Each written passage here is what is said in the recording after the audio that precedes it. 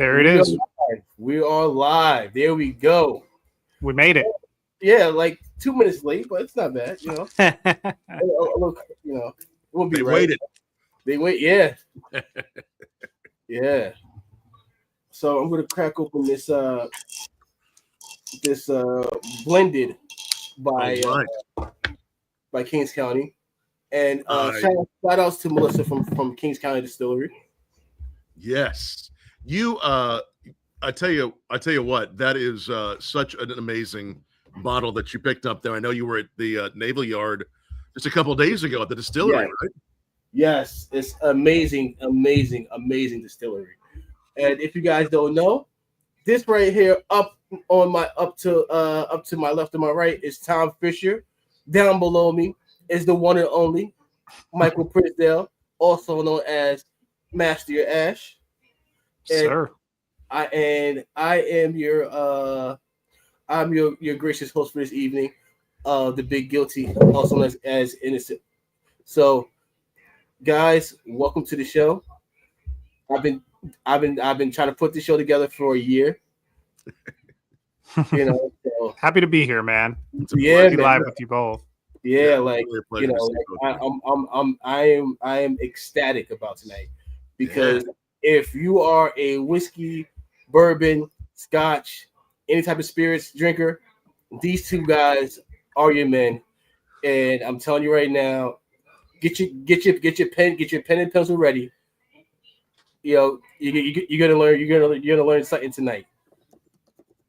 You know. Thank you for that. Thank you for that. I'm as I just mentioned, to you all, I'm going to be lighting up the Sanj SP10 14 Love and Passion red there here in a few moments. I was starting the evening because I just got in from a family picnic. I lit up a Cohiba to start with and sipping. So I'm actually sipping, and I'll show you in a moment what I'm sipping as well. But I'm sipping on some straight bourbon whiskey from Kings County. I didn't have any of the peated bourbon, but the peated bourbon's so good because they're actually using some real peated grain from Scotland in that. Innocent. Wow. So if you guys don't mind, would you guys like give a little history lesson on your backgrounds in spirits, if you don't mind? Tom, it's up to you. You could start if you'd like, or I can. I'm okay. I'm okay going first, Michael. It's great to be with both of you all, and thanks everybody for watching. I've founded bourbonblanc.com about 18 years ago. I had done a documentary on bourbon, and I always had a passion for it. And really, just in the beginning, or really before the beginning of really the bourbon boom, started following great brands, just so many amazing brands telling the story of bourbon and American whiskey, and then ventured out into other whiskeys and spirits. But it's brands like Kings County that we got to know in the very beginning, and that's why I thought it would be so apropos for us both to try this. And now here we are 18 years later. I host tastings all across the country, whiskey tastings, cigar tastings, pairings, and we're at Bourbon Blog on all social, bourbonblog.com. Great to be with you. That's awesome. 18 years, man. That's a long time to have a blog, especially on bourbon. It's a little while. You were in there early. Yes. That's and now we're happy to be finding anything 18 years and over, right? Bourbon-wise. Yes, very, very true. Yes. So, Michael, Master Your Ash, pleasure to be here with you, Tom, and with Inno whenever he gets back, and the whole entire chat. I started my journey in spirits a little over, right around 2010, really, was when my journey started. I was a bellman at the Luxor working graveyard, and one of the people that I worked with, her husband was a bartender there at the Luxor in Las Vegas, and I was always very curious about it. When I was attending UNLV, I realized very quickly that I could keep more people at the house parties that we were throwing if I made drinks, and I didn't let people just bombard the alcohol liquor cabinet, right? So that, lo and behold, turned into me pursuing a career in bartending, which I did quite well around town. I worked for the MGM. I opened up the Cosmopolitan Hotel and Casino at the Comme Ça restaurant. and then just several bars in between those two. But the Cosmo is kind of like a pivotal point for me. One of my consultants that helped us with our cocktail menu and opened that bar was Sam Ross from Milk and Honey, New York City. So Milk and Honey is well known and well documented in like the rise of the cocktail age in New York City and therefore the US in general. Him being kind of at the precipice of that instilled a lot of just like an aha moment. I was like, this is really how you make cocktails. Because Vegas was always doing fresh drinks. We were talking about a mutual friend of ours, Mr. Tony Abu, right before we came on. And he helped lead the program in the 90s for the Bellagio. One of the keys was not having just fresh ingredients, because you had that already, but having fresh ingredients at scale, property-wide. And Tony is credited as being one of like the originators of that for casino hotels out here in Vegas. Yeah. So with that, I took what I learned and what I was able to grab from my befriending of Sam Ross and just start competing, start interacting with my local USBG chapter, which is the Bartenders Guild, both nationally throughout the US, and then part of the IBA, which is the International Bartenders Association. So that networking gave me access to brands for the first time. It gave me kind of like a seat at the table when it came to Tales of the Cocktail and Manhattan Cocktail Classic, which is now Bar Convent, Brooklyn, Arizona Cocktail Week, Portland Cocktail Week, and several different cocktail competitions throughout the world. I did Diageo World Class and made regionals. I did Most Inspired Bartender by GQ and ended up getting People's Choice in Las Vegas for that 1 year. There were a whole host of competitions that I was fortunate enough to enter, and a few every now and then that I won or placed pretty well in. And that took the eyes of Southern out here. So for the last decade, I've worked for Southern Glazers, Wine, Spirits, and Beer of Nevada. It's going to be a decade in August. But that's amazing. Thank you. Yeah. I spent the first 5 years as an educator on the mixology team. We had an academy out here that had been headed by the legend, Mr. Francesco Lafranconi, for 25 years. Yeah. And I got a chance to work side by side with Francesco, and not necessarily teaching in the academy per se, but handling more of the trade. So for any bar, restaurant, hotel, casino, pool that needed help making a menu, training a staff, we were the team that kind of went in there and consulted on cocktails, helped train bartenders to execute, and then deliver on the program. And it was within like my first year or two that I finished up my master accreditation for mixology. That through the USBG, that took about 5 years. I had to write a thesis, which ended up being on barrel aged and bottled cocktails, which was a fun one to write and construct and interview people on. And from that point, man, let's see, the pandemic hit. I returned back to Southern in a sales role and as more of a leadership role on the sales team. And that's what I've done since. So I still, thank you. I still enjoy education. I like to say that like there's only maybe 2 people in the office that have as many certifications, because I've done WSET level 3 spirits, WSET level 2 in spirits and wine, currently enrolled and will test next month in WSET 2 in sake. And a beverage alcohol resource level 2 advanced mixology. Like there's a lot on the list.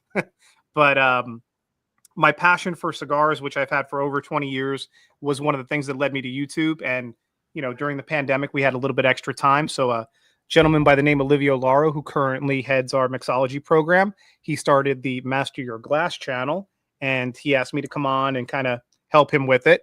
And then he asked if I wanted to, share my passion for cigars alongside of him. I didn't want to demonetize his channel. So I said, you know what, let me do my own. And that's where Master Your Ash was born. And we've done that since 2021. So, just a fun way to kind of combine the passion for both. Excellent. That is awesome. Really so let's give this up to everybody in the chat. Everybody in the chat that's watching, ask your questions. I believe that Texas Tourist had a question to start off the questionnaire.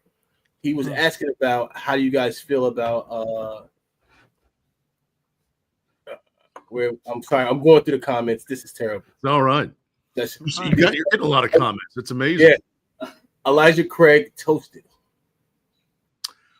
Oh yeah, that one is.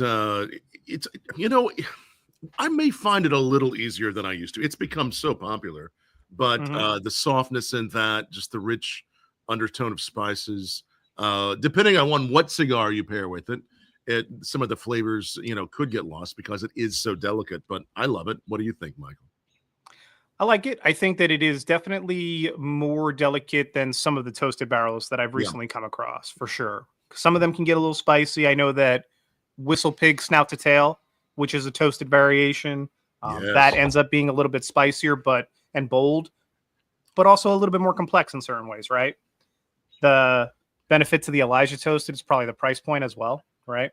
Comes in pretty good. It is. I tell you, I love what they've done with Snout to Tail, and you probably know this. They're going to be opening a permanent outpost near me in Louisville, Kentucky here this summer. They're the first non-Kentucky brand in Louisville to really open an experience in the bourbon world there. So we're so excited to have them, and I've always been a big fan. Yeah, we just had their sales team come in and do a presentation last Friday at our office, and they talked a little bit about that distillery, and then they also talked about the collaboration with Liquid Death this year, which seems very cool. Very nice, very nice. So as you guys see my face right now, it's because certain people are in the comments section talking about the Knicks right now, and I'm very bitter. I'm very sour. Fuck anybody from Indiana. I don't care. I don't care who you are, where you're from. I don't care. Fuck them all.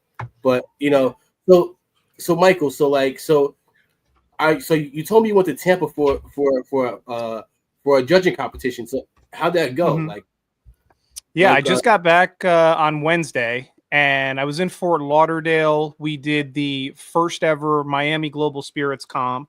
The Vegas one has been 6-7 years running. Wow. Yeah. And it went really well. There were obviously I can't share a lot of the details just yet because they have to release all the stuff once it's finalized, but there was an amazing gin from Ecuador that I don't know if I've ever had a gin from Ecuador. And I don't know if they were using Pisco as a base or some sort of brandy spirit of some kind, but it was phenomenal. Got a chance to try some of Charlie Garrison's good stuff, and they always do such a wonderful job. I had copious amounts of Ladybird after the show was over, which was fantastic. Which is the cognac finish, and I find Texas whiskeys, most of them, to be a little kind of over oaky for my palate, but when they're finished and done right, Garrison Brothers is a really good one. That climate can really do some interesting things to whiskey down there. I mean, I do like what they do, and it's such a very distinct flavor. Michael, I'm trying to remember. I know I've judged a number of competitions over the years. I'm trying to remember, have we judged together, but have we ever met in person? I'm trying to remember. I mean, there's a possibility. I feel like we have. There's a possibility for sure. I'm sure that we run in the same circles in a lot of ways. So I haven't judged San Francisco or IWC or anything like that. Right. There have been some local Vegas ones. Trying to remember that. Like, I haven't done Tony's, his tag awards. I haven't done that, but I was handing out cigars at the first one 2 years ago. So I had the cigar table. No. And then the Vegas Global Spirits is really the only competition that I've judged outside of stuff in our Southern Academy. Right. I've done a number of them. Doing a fairly new one later in the summer for whiskey. I'll be doing the Concours de Spirits in San Diego in the fall. I love doing them. Do they usually put you on just any table, gins, whiskeys? Do you kind of get assigned randomly, or you really like doing the whiskeys? Let's see. So the first 2 years, I think that I had the struggle of the vodka gin table with like a mixture of awamori and certain Asian spirits like sojus and different things like that. It was kind of like the starter table, I feel like, the first year. But vodka is very tough to judge like right out of the gate. I'm not particularly like a a one specific spirits guy. I've always tried to be like a jack of all trades kind of thing. So I just go wherever they send me. But about 2 years in, I ended up on the whiskey table, like some really heavy whiskeys and cognacs. And we actually selected at that table what would be best in show that year, which is always fun. Whenever you get like the one that goes all the way, and it ended up being Douce XO of all things. Oh, really?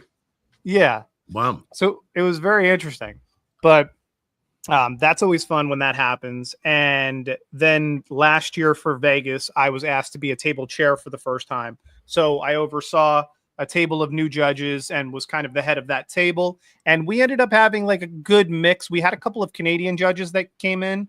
And I think that the founder of the show and the actual chairman of the judges, Mr. Steve Beal, I think that he wanted to send us some extra rye for that particular time. So, yeah. But this time it was this time we had one of the main producers for agave spirits for Beam Suntory Global in Mexico.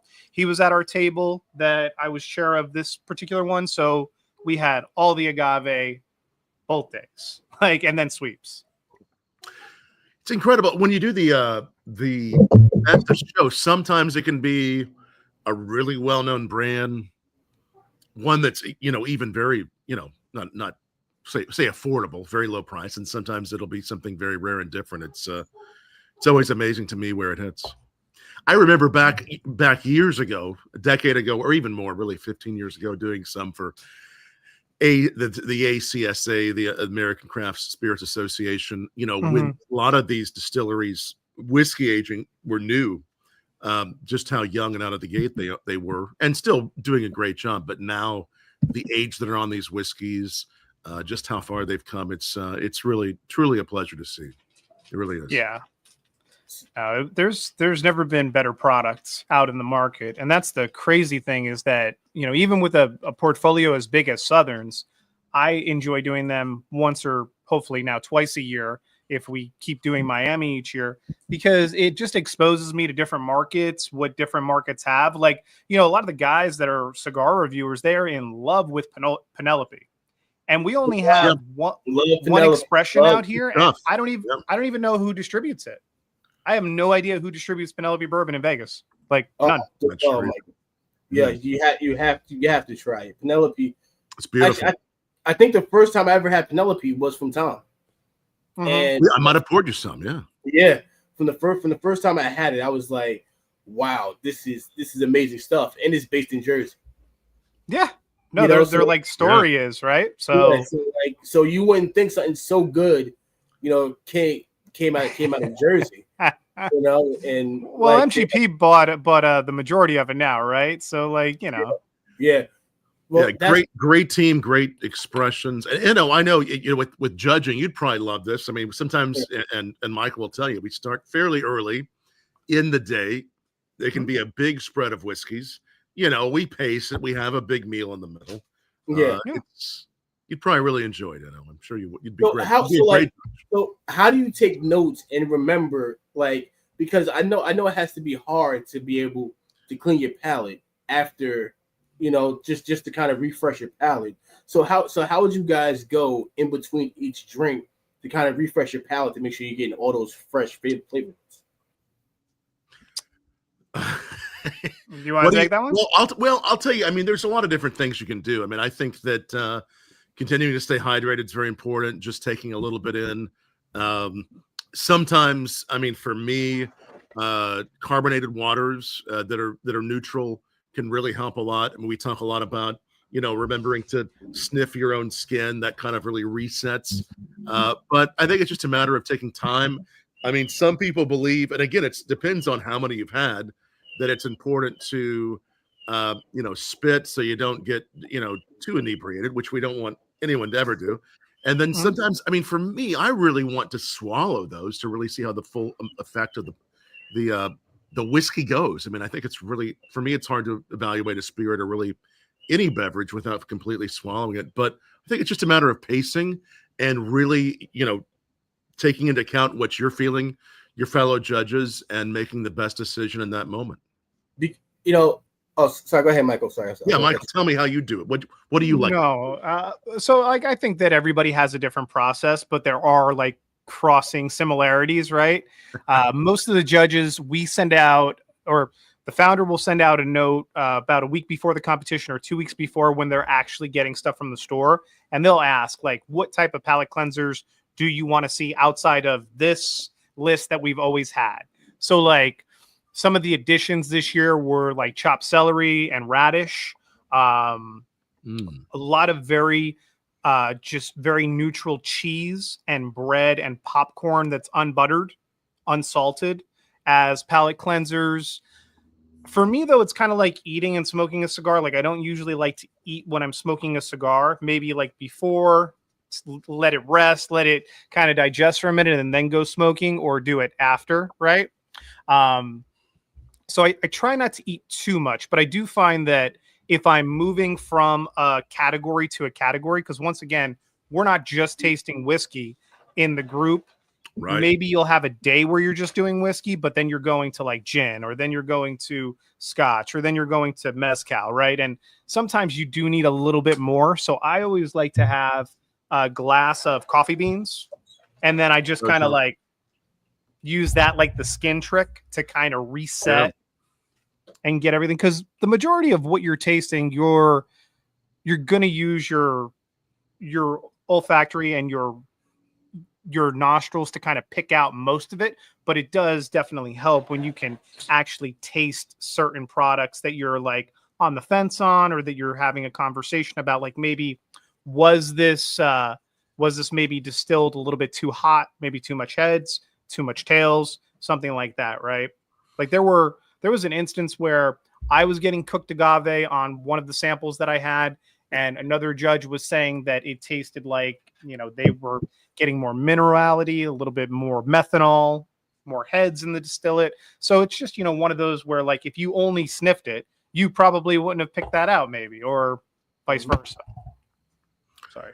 You always know that if you're sniffing your own skin, it's a good thing. But if someone next to you is sniffing your skin, they probably have had too many samples to judge. Yeah, there you go. So Eric has a question. He says, "How do you guys feel about Steel Austin from Texas whiskey?" It's been a little while. I think I had some of their early on stuff. I haven't had it for a little while, but I really enjoyed it. But it has been a little while since I've had it. Do they do a moonshine too? They might. I know it's been a minute since I've had it. It's been a minute since I've had it too. Yeah, I've had the Treaty Oak, all those. I mean, there's so much great whiskey coming out of Austin and Texas. Yeah. Yeah. But I always like hearing recommendations from all these great people that are pairing too. And when it comes to pairings, I did start out as I mentioned, that having a Cohiba, Connecticut, and I'll say this real briefly while I'm still on this one. I was very lucky this past year to do a project with Cigar World and Cohiba, and Sean Williams, brand ambassador, cigar maker of Cohiba. He and I co-hosted a series on pairing whiskey and aged spirits and cigars. It's on Cigar World. It's a master's class, a master course. I think we're the only ones that have done anything quite like this. We were so thrilled to do it at Club Macanudo in New York, and it's just on cigarworld.com. You can find it. Really a lot of fun. Everything from the Weller cigar paired with Weller bourbons to some amazing Armagnac from Bacta Spirits to Kings County. And as I say that, I'm going to line up and transition to the SP 1014, which is something that's we all know has the roots there with Sanj Patel and our friends Matty Rock and everyone from New York there in New Jersey. I'm going to light this one up, and I'm going to go a step further. I know you're having that peated bourbon. Yes, I am. They're Innocent. Are you really enjoying that one? I love it. So when I was there on Friday, yeah, I had their cash strength.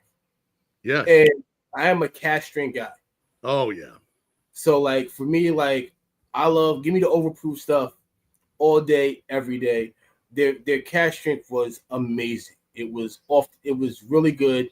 You know what? And I don't know how. One thing I wanted to get into too was mouthful. Was like mouthfeel. Yes. So like, what did you guys take? So before you answer that, my boy Mike Clark, he is down in Kentucky. You know, my boy Mike Clark. Mike, just know, I miss you on the Discord. That I know you don't come on a lot no more, but like I know you're down there in Kentucky with all the good stuff. Mm-hmm. So how do you guys feel about just like when you first take that first sip of a bourbon, and what are you looking for when it comes to mouthfeel? Like what is something that will stand out to you guys when you're sipping a bourbon, whiskey, or a scotch? Go ahead, Michael. I think that for me, depending upon what the mash bill is on the whiskey, right? If it's a scotch, what's up, Fred? Hey guys. If it's a scotch, it's obviously going to have a little bit different of an opening than most of your bourbons, even if they're like high rye or malted barley or this, that, or the other. So immediately, like, different whiskeys, different openings. Some of the more malty ones have a creamier, full. We're just talking about Penelope. There you go. Yeah, I'm gonna finish this bottle tonight, brother. My bad. I'm sorry for interrupting, but You're fine. We're finishing this tonight. We were just talking about that. But yeah, some of the scotches, the more malty, the more heavily wheated bourbons, they have a very creamy, softer opening, a little bit more texture on the mid palate to me personally. And then the finish can be also very creamy, smooth. You get a little bit of that corn sweetness and the popcorn note that some of them are synonymous with. And I'm just looking for anything in between that popcorn, bubblegum, creamy, buttery, well-aged vanilla baking spice kind of set, right? And then if somebody tells me, hey, we got this really nice rye, I'm expecting a little bit more spice, obviously, on the mid palate, possibly a little bit stronger of a finish where it lingers a little bit longer. And then if it's a scotch, the two biggest ones are peated and non-peated, right? Or single malt and blended. And at that particular point, it can get into the weeds with like, do you have a blend that's a Johnny Walker blend, or do you have a famous grouse, or do you have a Dewar's White, or where are you? Because all of those have very varying flavors, right? So that's kind of how I look at it. Yeah, I think sometimes mouthfeel is something that we notice, and it's the flavor is there, and the mouthfeel can affect the flavor and really affect where it goes. Because when you're thinking about, oh yeah, look at this, when you're thinking about older bourbons, something that has a little bit more age to it. You're really looking at how that time in the barrel has really settled those flavors down. We often hear the term smooth or creamy, and it really does happen. And just really where it goes. I'm actually pouring. So I had two Kings County here. I had their original release, the straight bourbon whiskey, and then I don't pour this one very often. This is a very special bottle that was released several years ago, and I know they've done some older things since. But this is a 7-year-old Kings County that I just usually just have a couple sips of, and really this one just shows you just how far they've come. They are the New York City's oldest whiskey distillery post-prohibition, but of course it's a little over a decade they've been doing this, but still New York City's oldest distillery post-prohibition. And really with this one, it's going deeper into those caramel notes, that creaminess, those vanillas. And I think, no matter what you're trying, whether it's whiskey, gin, notice where it's hitting on your tongue and how it is really hitting your, the whole mouthfeel. And really what happens when you take a cigar and a whiskey and you combine them together. So a quick question from Mike. He says, how do you guys feel about Blue Run bourbon? It's a really nice one. No, I've heard of much exposure to bourbon. Me neither. I've heard of it. I've seen it. Wonderful job. They're actually building a distillery now in Kentucky, and it's going to be massive. It's going to really be a beautiful experience. I know the co-founder Mike Montgomery really well. They're doing some really beautiful expressions and just creating some beautiful flavors, some limited runs. I love what they do. Most of them very high proof, which we like, so that we can really add our own water, our ice. Trey does a great job in mastering. I mean, just really a beautiful brand, and they're going to be doing even more wonderful bourbons and whiskeys as we go forward. They're now part of Coors Spirits, so they have a lot that they're doing and growing this brand. It is really a brand to watch and one of my very favorites. So I'm glad if the guest is who's watching there, if they're sipping that, tell us what you like. I'd love to hear what they're tasting. So, like, what are the three big companies in the bourbon game that mostly buy out all the companies? I think MGM is one, right? So I'm like, yeah, there's so many now. I mean, the MGP in Indiana's done a lot of bourbons for a variety of and ryes and other whiskeys for a lot of companies that are just beginning to put juice in a bottle. There's so many. As far as the big ones, you're looking at Jim Beam, Heaven Hill. There's a number of large ones. Sazerac, Diageo, of course, Buffalo Trace that have been there for many, many years. And there's just so many, every time we look up as far as new brands go, there's so many new brands that are taking juice that may have been aging 4, 5, 10 years, and they're doing something with it. But there's a lot of it. There's a lot of it out there. I have a question. So, yes. One of my favorite whiskeys of all time, my favorite whiskey bourbons of all time is Early Times. My favorite. Oh, yeah. My absolute favorite. But here's the thing. So there's a difference between the black cap Early Times and the blue tin cap Early Times. And I've been trying to find that black top for the longest. Of course, they don't sell the black top out here anymore. And I'm in Texas, so they don't sell the black top out here anymore. They just they just started back selling the blue caps, which it's still good, but it is. How can I explain? It's a bit of a different taste versus that old fashioned black top that we all know of.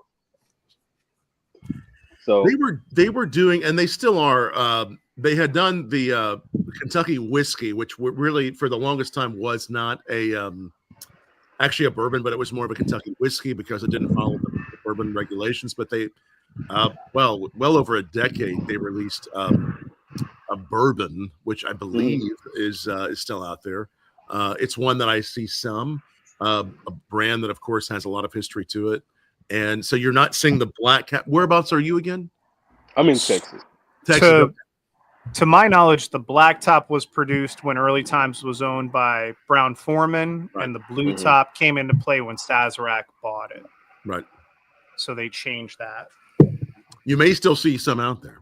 There's probably some collectors and some collections here and there in the secondary market, or maybe even on a shelf at a nice storefront somewhere. Man, listen, I've been searching. 1860. Yeah. Yeah, I've been searching and searching. We will help you with the search. Oh man, I love it. I love that stuff, man. Yeah. I'm loving this Sanj Patel Red. I know he's done a number since then, and Sanj, I can't wait to try the was it the gas station sushi and the India gas station sushi? Yep. I haven't tried those yet because it's been a little while since I've seen Sanj, but I'm really enjoying the red. And those Lanceros last time I saw you. Oh, sorry. I was like, the only time that you can make that statement, I'm really looking forward to trying the gas station sushi. Is a cigar. I've been hearing about that. Exactly. So Mike says, do you think rye whiskey will grow in popularity in the future? It's always been it'll always be a footnote in the bourbon world. Well, it has interesting phrase. Yeah, interesting way to phrase it. Yeah. Like I love rye. I've had. I'm trying to think of all the ryes that I've had. I only had a few of them, but I've had. I'm trying to remember. I'm terrible. I'm terrible with names. But God. Oh well, I did have the Johnny Walker rye, which was $30. Was pretty good stuff. Don't look down at him like that, Michael. Don't look down at him like that. I'm not looking down at you. You know, I'm not looking down. You're good. You know, but like for me, because the rye to me is sweeter.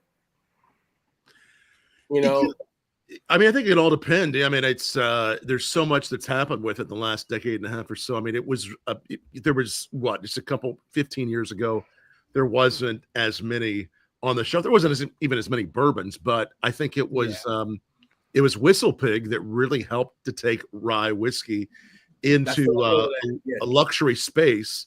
And then out of that, you saw so many Kentucky brands, everything from Peerless to, I mean, you name it. There's so many ryes that began to get more behind it, bigger push. And of course, now, don't have any right in front of me. Kings County, of course, has just a delicious Empire rye. They've even done a peated Empire rye, but Empire rye being a very specific category by the TTB of rye whiskey. And the only two states that actually have their category that's officially recognized of rye are Indiana and New York. And whether it's Hudson Whiskey and Gardner or West Park's Hudson House rye whiskey or Kings County, I mean, there's so much. I love the Empire ryes out of New York. Wow, I really do. No, I think I was just going to add. Go ahead. I think to add to Tom's point too, Whistle Pig is definitely the brand that put it into a completely different stratosphere, but Bullet probably made a thing again, right? Yes, because you had like the Rittenhouses of the world that are fantastic, 100 proof ryes and whatnot, but they were more cocktail drivers. They were kind of like the thing that you would add in cocktails that called for rye and cognac, like De La Louisier or something like that, or we would use them in partnership with other ingredients to like make drinks out of, right? And add that spice element. And then as like more modifiers came into play and you didn't necessarily need the whiskey to have as much upfront or back end spice, you could get away with bourbons and a modifier. I think that those just kind of like became an extra expense for a lot of programs. So they didn't really see the value in having something that people weren't going to just sip on by itself, like a bourbon, right? So Whistle Pig really changed that when they came out and they had like, this is our really, really cool rye that's been finished in 3 different casks or 2 different casks, and it's like super premium, right? And that created the trend. But the history of American distillation stems from like cachaça, aguardiente, and rye. Like that's where the Americas just in general, that and agave too, if you count in Mexico, like that distilling rye in Vermont, New Hampshire, New England, all that stuff in the colonies, that's where it all stems from, right? So I think that as a footnote, it's an interesting statement, but I don't think that from a flavors standpoint that you can really do anything to catch bourbon just yet. If we're just talking about like popularity of whiskeys. Right. I was going to ask you guys, for everybody that's on here, which is your favorite? Because I know I've heard some people say that they love the Whistle Pig 5-year. And I heard some people say they love the Whistle Pig 10-year. It's kind of been, for the people that I've talked to, it's kind of been like kind of neck and neck when it comes to like, as far as like which one is the better version of it. So I'm just want to know from you guys, which one would you prefer, the 5-year or the 10-year? Ooh, I mean they're both good in their own ways. I mean, I think that they released the piggyback, the younger one, to be really accessible and great for cocktails. The 10 goes a little deeper. Of course, you look at the 15, it's so deep. I mean, they're all beautiful in their own way. Yeah. I kind of like the 3 cask finish on the 12 if I'm sipping. Yeah. Like the 12, The 15 is really good, but I feel like it kind of overwhelms a little bit on the palate at times. I like the consistency of the 12 on my palate personally, just for me. But like the 6, which is the cocktail driver, is decent, but I would probably go with 12 personally. And with a cigar, that 12 with that Madeira, the port, the Sauterne, all of those, it just the mouthfeel, the old world wine casks. They took so long just really establishing that one, trying so many different things to find just the right blend from Hungarian casks to port to Madeira. It's just It's a great place too. If you ever get a chance to visit, I mean, it's such a special place. Okay, all right. Now, I did have a question about pairings too. Just one quick question. No, go ahead. I saw. So I know we're talking. Well, we're talking about spirits. Period. So, a friend of mine, he prefers to pair his cigars with sake. Mm-hmm. And I was like, that's really different. I never thought that people would pair cigars with different sakes, and he prefers more of he's a big sake guy. He spent a little time overseas, and he fell in love with sake, and so he just decided one day to to pair his cigar with some sake. So I just want to know, like, have you guys ever paired a cigar with sake, or ever thought about it? Yeah. And how was it? Because I was really thinking about trying it out. I think that there's such a wide variety of flavors that you can get off of sakes, just in general. The two most common are probably the umami mushroom broth from the amino acids and the protein release, and just the koji and the process that sake has to go through in order for it to become sake, right? Yeah. And then you can also get some really floral, creamy ones too that have no or little umami. Some that are more acidic, some that are more sweet, right? It really stretches the flavor spectrum big time. But I think the beauty of it, right, is that cigars in general are very alkaline on our palates, right? Mm-hmm. So you get like a certain amount of residual sugar, but you also get the lactic and you get the amino acid component. And that really helps just to kind of taste through and taste more of your cigar. It's like I say with alcohol just in general. There's a lot of polyphenols and oils and compounds that are hidden in this cigar that are very tough to pick out if you don't have like a little bit of alcohol to kind of turn on some of those little levers on your palate. Yeah. Okay. Yep. Just having that right balance is part of what it's about. I was actually going to ask you, Michael, what I know you do so many great cocktails. Do you have a favorite rye cocktail that you do with a cigar? A favorite rye cocktail that I do with cigar? I mean, since we were Boulevardier is tough to beat for me with rye. I think that the spiciness can like stand up to a lot of the vermouth and a lot of the Campari.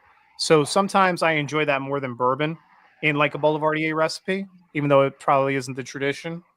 I also like the De La Louisier. I like the Benedictine and the flavors that you get when you're mixing bitters and Benedictine and rye together. I think that it's a really good pairing. So those are probably two of my favorites, or just those in general. I love those. I love those. I actually really enjoy just in general with a lot of cigars, revolvers. Very old school with that coffee note, little coffee liqueur. Yeah. Sometimes I'll change out the bourbon for the rye. I just, I love coffee flavors. Revolvers, one of my favorites. But the Boulevardier is just such a great choice for that depth of character. Yeah, I mean, I think the obvious ones would be like the Manhattan's Old Fashions, right? And you definitely get layers on that because they're all alcohol based. But I think that there's just like a plethora of stuff with all of the great modifiers that are out. And I mean, Benedictine, Chartreuse, these things have been around for a very long time, but like you add complexity the more and more that you play around with those. And that's just like, because most of my drinking honestly is straight spirit and then like maybe a back of something. I don't really drink a lot of cocktails unless I'm making a program or I'm judging somebody else's drinks, right? So for me, like if I'm at home, most of the time I'm just pouring stuff neat. It's like the chef that makes the meals and then goes home and eats the fast food kind of deal. What did you taste, at Kings County? What cocktail did you try? So I just got an old fashioned. I'm an old fashioned guy. That's what I do. They do have one, I believe it's called the Poseidon or it starts with a P. Oh, you probably had a penicillin. Did you have a penicillin? No, I did not have a penicillin. But everybody there was ordering the penicillin. They're really good, yeah. Like that's a Sam Ross cocktail right there. Yeah. So everybody was ordering the penicillin. Just to jump back, to one of my favorite bourbons is Dovetail. I love Dovetail because it's like a flavor punch in your mouth. You know, just because of like the mouthfeel, like you get that fruitiness in it. You know, you get a heavy cherry. It's off the chain. It's something that I really enjoy. You know, like Michael, I'm calling him out. Peter was supposed to be here tonight. Oh, he was? He's supposed to be here. I sent him the link because I really wanted Peter here because he's a collector. Mm-hmm. So to have the two experts, my boy Fred, and then we have the collector to get his output on the higher, you know, like getting the rare stuff. Yeah, you know, 100%. So, at my job, we actually have, I think it's the Glen Archer 12 year. Am I pronouncing it right? Is it Glen Archer or Glen? I think it's like Glen Archer. It's a Scotch. There's quite a few Glens. Trying to think what that is. It really good? The one that I haven't tried it yet because but from what I'm hearing, it's supposed to be like one of the top spirits of the year. Nice. I'm actually gonna send a picture to Michael now. Yeah. So he can see the bottle of it. The Glen Alec? Yes, Glen Alec. Yes. Okay. Glen Alec 12 years. So have you had that one, Michael?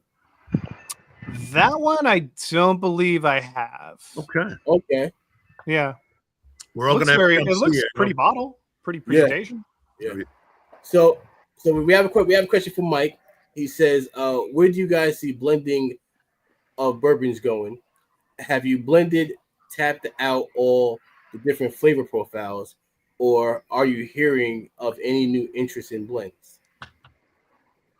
You have the blue label there with you, right? Yeah. Yes, I do.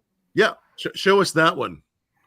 And we'll tell. Well, and again, this is a blend from one distillery, which is so beautiful. It's single malt, it's corn whiskey, it's bourbon, it's rye. It's a little bit of everything that Kings County does, and it's really all those flavors that we love from Kings County in one bottle.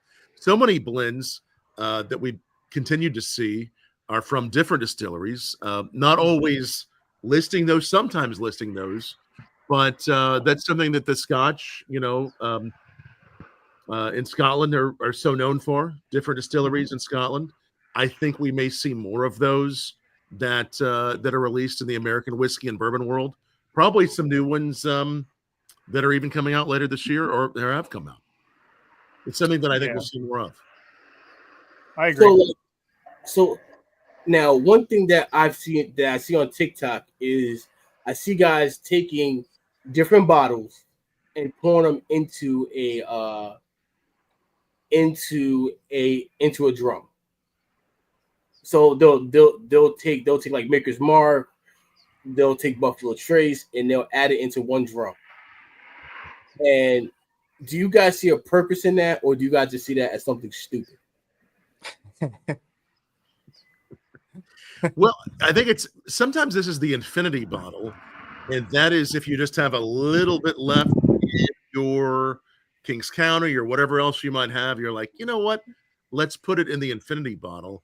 And I think that's really a way to just mix a lot of different bourbons and whiskeys together. Usually if you have something very heavy with like a Scotch that'll be very pungent, or a peated bourbon, whatever it might be, that one will really overtake those flavors. But I think it's a nice experiment that anyone can do. If you have this one, it's not quite empty enough. But if maybe I had, quarter of this amount, I'd say, well, I'll put this in my infinity bottle and I'll see what it does over time as it sits there. Have you done any infinity bottles, Michael, yourself? I personally have not, and I didn't even know that this was kind of a thing. I always think about like technology. It actually is a thing. I've seen it's definitely mixology. Yeah, I always think back to like the old like Gilmore Girls, Gordon Gekko. They have the bottle that's unmarked, usually a Baccarat crystal or something like that, and it's filled with you don't know what, and that is the infinity bottle. Just gets refilled with whatever's like the last dram left.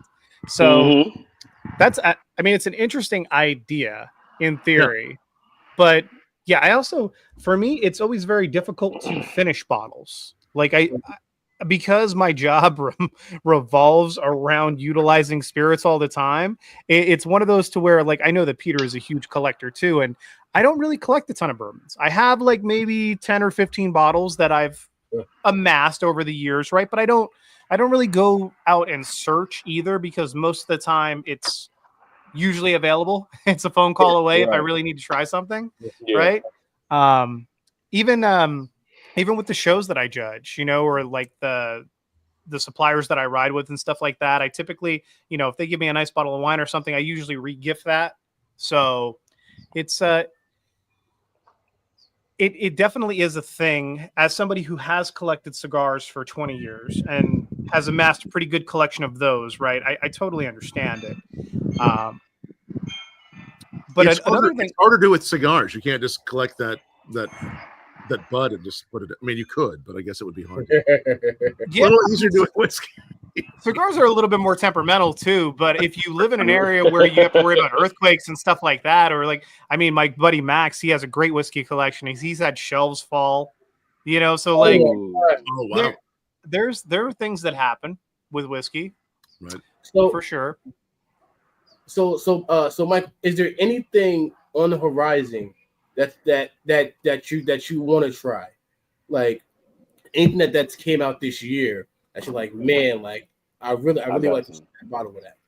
I got some. Well, I've tried the standard core line of Penelope, but I haven't tried the Havana or the Rio or anything that's what got I want right there.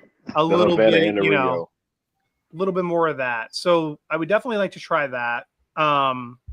I had a couple of sips of Lady Bird, as I said, but the more Garrison Brothers that I can get my hands on, that would be awesome. I know that locally Frey Ranch has a couple of new additions that are coming out, so I'm looking forward to those. That is one that I do collect. I have batch 1, 2, 3, and 4 of that particular line, so I'm going to hold on to those for forever.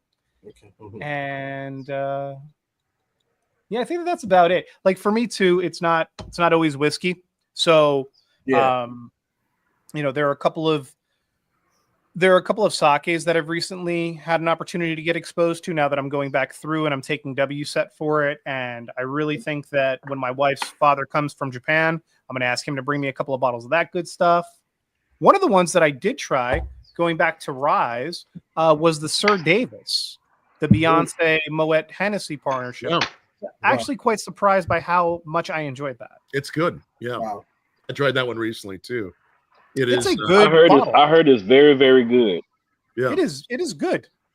It's very good. Easy, but it has some nice complexity, nice softness. And I'm not like a huge celebrity brand guy, even though it seems as though Southern amasses all of them. But you know, like that one surprised me. I heard it was very, very surprising. I'll tell you what I really want to get my hands on.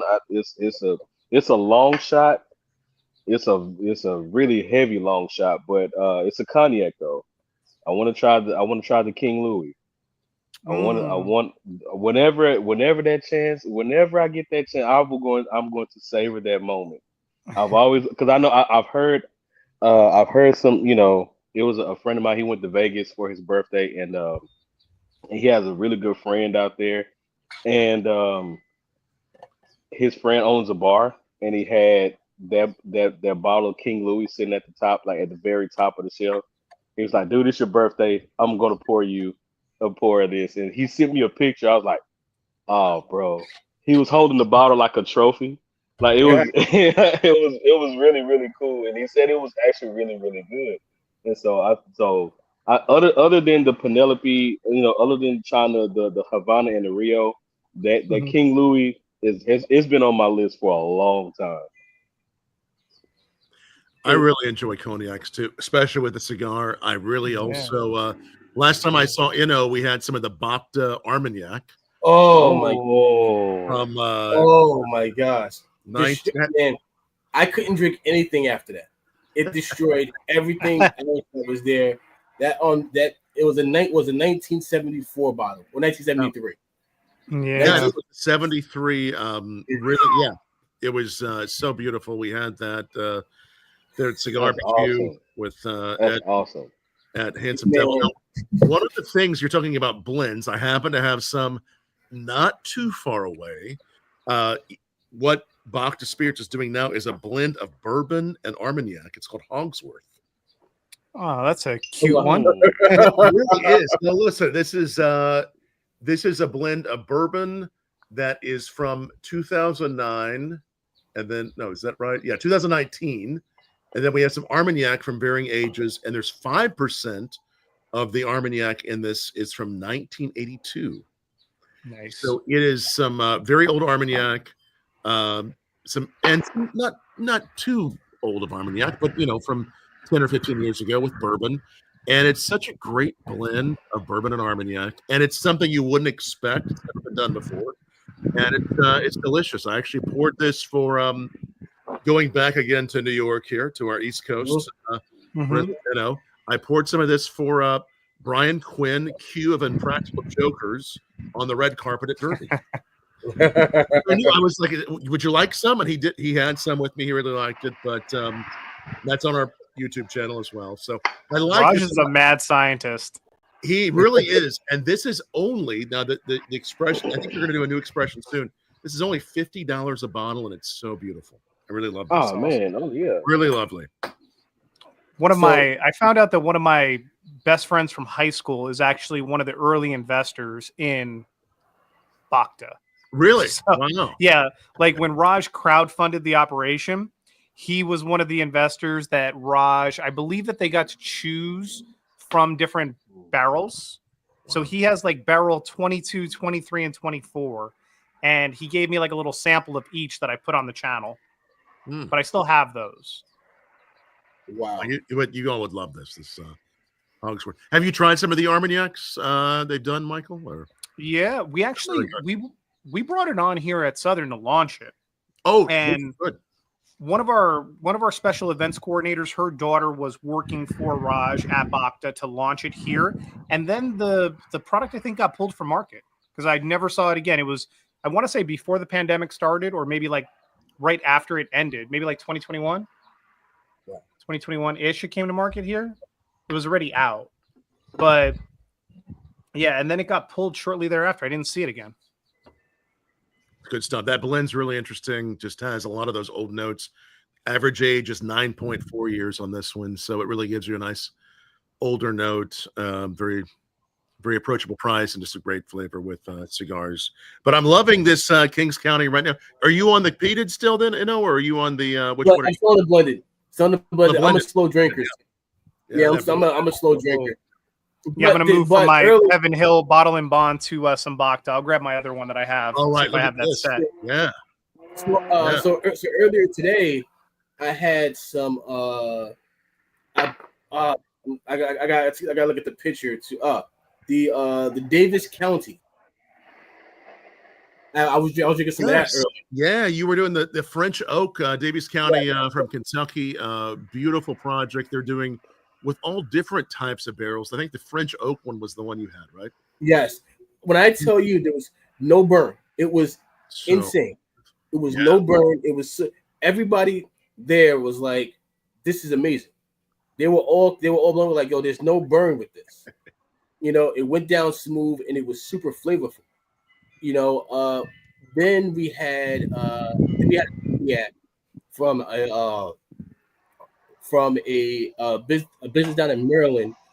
I think it's called B34, which is so they do small batch stuff.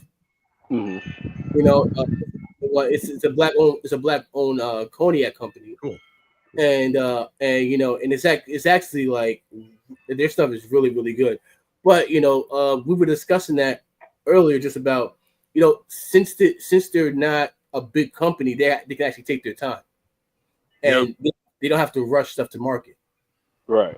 So they can actually sit there and make sure that the blend is right.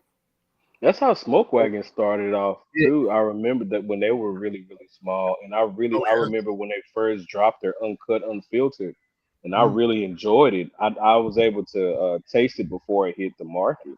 A friend of mine, you know, he was able to get a couple of samples and try to uncut, unfiltered. That's like it's one of my favorites. It's from Smoke Wagon, the uncut, unfiltered. Now it's really strong. It's like 126 point something proof, but it's super strong. But it is very, very good though.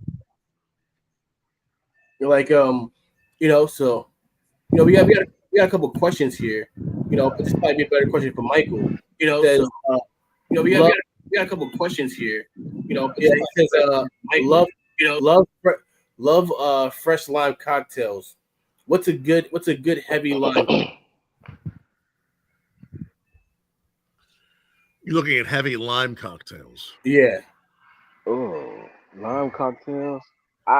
Well, I would say, you know, probably the classic daiquiri is really a good one. But when it comes to whiskey, I know there's probably some that have been done, but usually we see leaning more in with whiskey cocktails to the lemon and citrus notes. But I always enjoy a good daiquiri. We do one around here in my household. Me and my dad. Yeah, me and my dad. We with whiskey, we found we mix a little whiskey with cranberry juice. 2 dashes of cranberry juice with a lime, and that really, especially if you have a strong whiskey, it calms it down. It tones it down a bit to where the flavors are way more smoother, and it really opens up the drink a lot. It's a really good little cocktail to make. Oh yeah, that sounds good.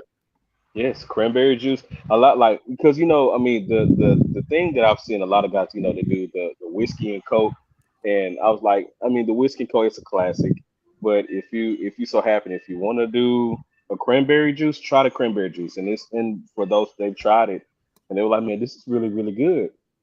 So, I mean, it's worth a try for anybody that wants to try it. I'm gonna give it a try.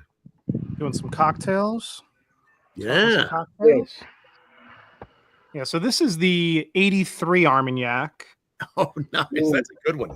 And then this is just the standard Bacta that they handed us out. I love that. The blue label with the rye, the Calvados, and the Armagnac is so beautiful. Yeah, that 83 is nice. We actually did we had the 1988 at a Kentucky Derby event that Sean and I did several weeks ago at Bourbon's Bistro, pairing with some great cigars there from Cohiba. But that 83 is a really good vintage. Really love that. Which one are you pouring the 83 first? Yeah, we're gonna pour the 83 first. All right, no, that's we're not gonna play any games. I'm a big cognac fan, but I do love Armagnacs when they're done great like this. Oh yeah.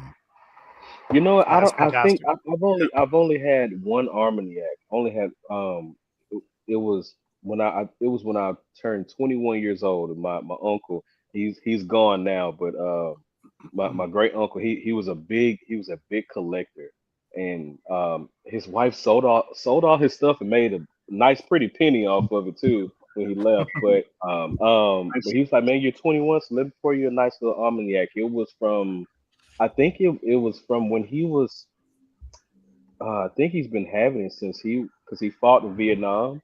So he's been having it since then. And he was like, listen, this is a really nice little vintage something. He's like, I know you don't know what it is, but just try it. So I tried it. I was like, that's fantastic. And that's the only time I've had Armagnac. But it's a great story to be introduced to it though. Oh, it really is. I really enjoyed it. Yeah.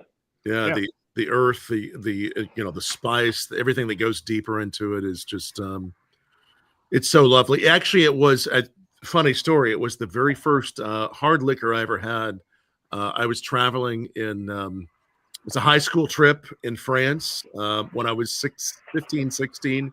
It was the very first liquor I ever had was Armagnac. Wow. Yeah.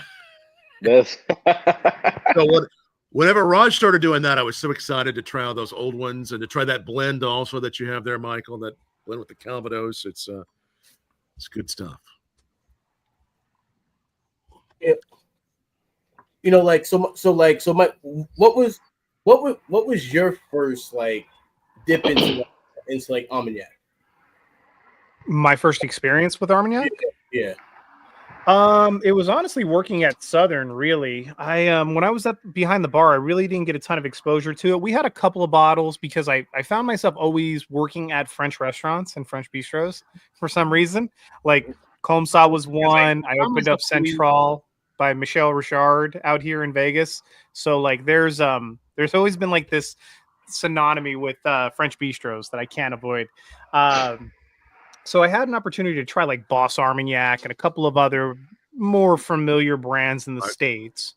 And those were okay. I always found myself enjoying the sweetness and the blending that Cognac had over Armagnac. Personally, I couldn't appreciate Armagnac when I was trying it at that point. Same thing happened to me with champagne too. A lot of great champagnes. Never really got into it until I started working at Southern. And I like to think that it's because of the fact that Southern just blast that in your head like you're drinking bubbles kind of deal. So I gained an appreciation for champagne. And then my third year working for the company, I had the opportunity to visit Hennessy in France, in Cognac. And that was the aha moment for that. You know, like when you're tasting rosés that are local, when you're tasting Armagnacs that are local, and everybody that works for Hennessy is a distiller or a farmer. They're all making different eau de vies that are then being contributed to make the global brand that we know at 10 million plus cases a year. So it's a very large operation, and you don't realize the breadth of something like that until you step foot in it. Like I had been to Patron. I had seen 3 million cases of agave a year. I had seen what that operation looked like, and then other whiskey distilleries too. Like I had gone to Wild Turkey. I had been to, several on the Bourbon Trail, but I had never seen a 10 million case global brand of cognac. It's wild. Now, I got a question, Mike. Now, I prefer if I do so happen, I haven't drank Hennessy in a long time, but when I was drinking Hennessy, my favorite was the black. I was heavily in love with the black, and I was like, I couldn't go back to the regular because the black was so much different. What do you think about the Hennessy Black? I enjoyed the Hennessy Black. The first year that I was working at Southern was probably like the last 2 years of it really finding distribution in Vegas. It's not really widespread out here in the States as much anymore. So that was like the last years for Hennessy Black. It was the last years for Remy V, which was their clear eau de vie that they had that was really good that I enjoyed in cocktails. Yeah. So there are products like that are. What's that? What's that? I think that was your playback or somebody's playback. Somebody was getting feedback. Somebody was getting feedback in the mic. Okay. Yeah. Who is that? It's not me, is it? No, I don't know. I don't know. Yeah. So anyway, that was like that was the last time that I got a chance to kind of work with Hennessy Black and Remy V and some of those. So I really enjoyed those products. I just they were very different too than like standard VS Hennessy, which tends to be a little aggressive on my palate. Like I was always more of a VSOP XO kind of guy, and then of course like Paradis or Richard whenever I had the opportunities to try those. Richard being like kind of their equivalent to Louis XIII or King Louis, as you put it. Yeah. And then like I had an opportunity too, because living in Vegas, like when I worked at Comsa, we had the regular Louis XIII bottle, and then we also had the Black Pearl that was like an $80,000 bottle at the time. Yeah. Oh my god! So we had to lock that up in the wine cellar every single day and bring it out every single morning with like a glove and put that on the bar. That was my job, which was very scary. Like that one, right? It's very, very scary at 10 a.m. I'll drop that. What about the Masters blend? Because I like the Hennessy Masters blend too. I don't even know. Do they even still the Masters blend anymore? I believe they're on 4, maybe 5 right now, something like that. Because the last bottle I had was for my 25th birthday when I was back in college, and I remember I was like, man, I'm gonna get that bottle because it was like a $70 bottle at the local liquor store that was down the street from campus. And so I was like, you know what? I saved up my little money that I was getting from my on campus job, and I said I'm gonna get this for my birthday, and I got it. And it honestly, it was so enjoyable. It didn't last the weekend. Like it didn't last the weekend. So I had a good time with that, man. That Hennessy Masters blend was a good one for me. I remember 1 and 2 were really good. 3 was decent. The price points on those, like resale now, is crazy. Now that they don't produce them. Yeah, it's kind of like when Macallan was doing the edition number 1, 2, 3. Wow. Yeah. Because that was the one I had, the Masters Blend 1. That's the one I had, and I know I tried the 2. A friend of mine had the 2, and I tried that, and that was pretty good. The number 1 was fantastic for me. It's really cool that they found a way to be creative around age statements and non-age statement, right? Yeah. Like that's really what that is. It's being able to work your way around the VS, VSOP, XO kind of age statement category and create a unique flavor profile that the actual blender wants to create, which you see probably more in Scotch and cognac than you do in a lot of American stuff, because most of the American stuff hasn't been sitting around as long and there's not as much stock, backpiled, although we're probably getting close, with Sazerac and all their barrels. Yeah. So any recent release? Oh, sorry. Go ahead. No, Mike. Go ahead. Go ahead. I was just going to ask Michael, any recent releases that you've had in your portfolios you're really excited about? Yeah, I think that Redwood Empire is one that I think is fantastic juice. I love. Emerald Giant, all of that fun stuff. I think they do such a fantastic job. Really excited about that and just growing that in market. I think that's going to do well out here if it gets enough backing.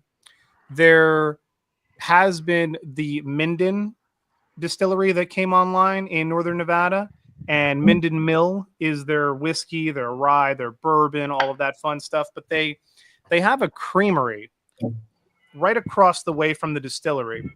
And there's a double Irish cream called Two Stacks and an Evil Bean coffee roaster, coffee liqueur that is out of this world. So really excited for those 2 liqueurs. I think that they're phenomenal products, and I think they're going to do very well out here and hopefully spread. Great. Yeah. I've been trying to get Redwood at my job for about 8 months now. They make really good stuff. It's wonderful. Yeah. Really solid. I've had all 3. Like I've had the rye. I've had all 3 of their bottles. And you can get it all for under $60. So it's amazing stuff for that price. But Mike has a question real quick. He says, what do you think about barrel craft bourbons? Sad to hear that some are some financial issues.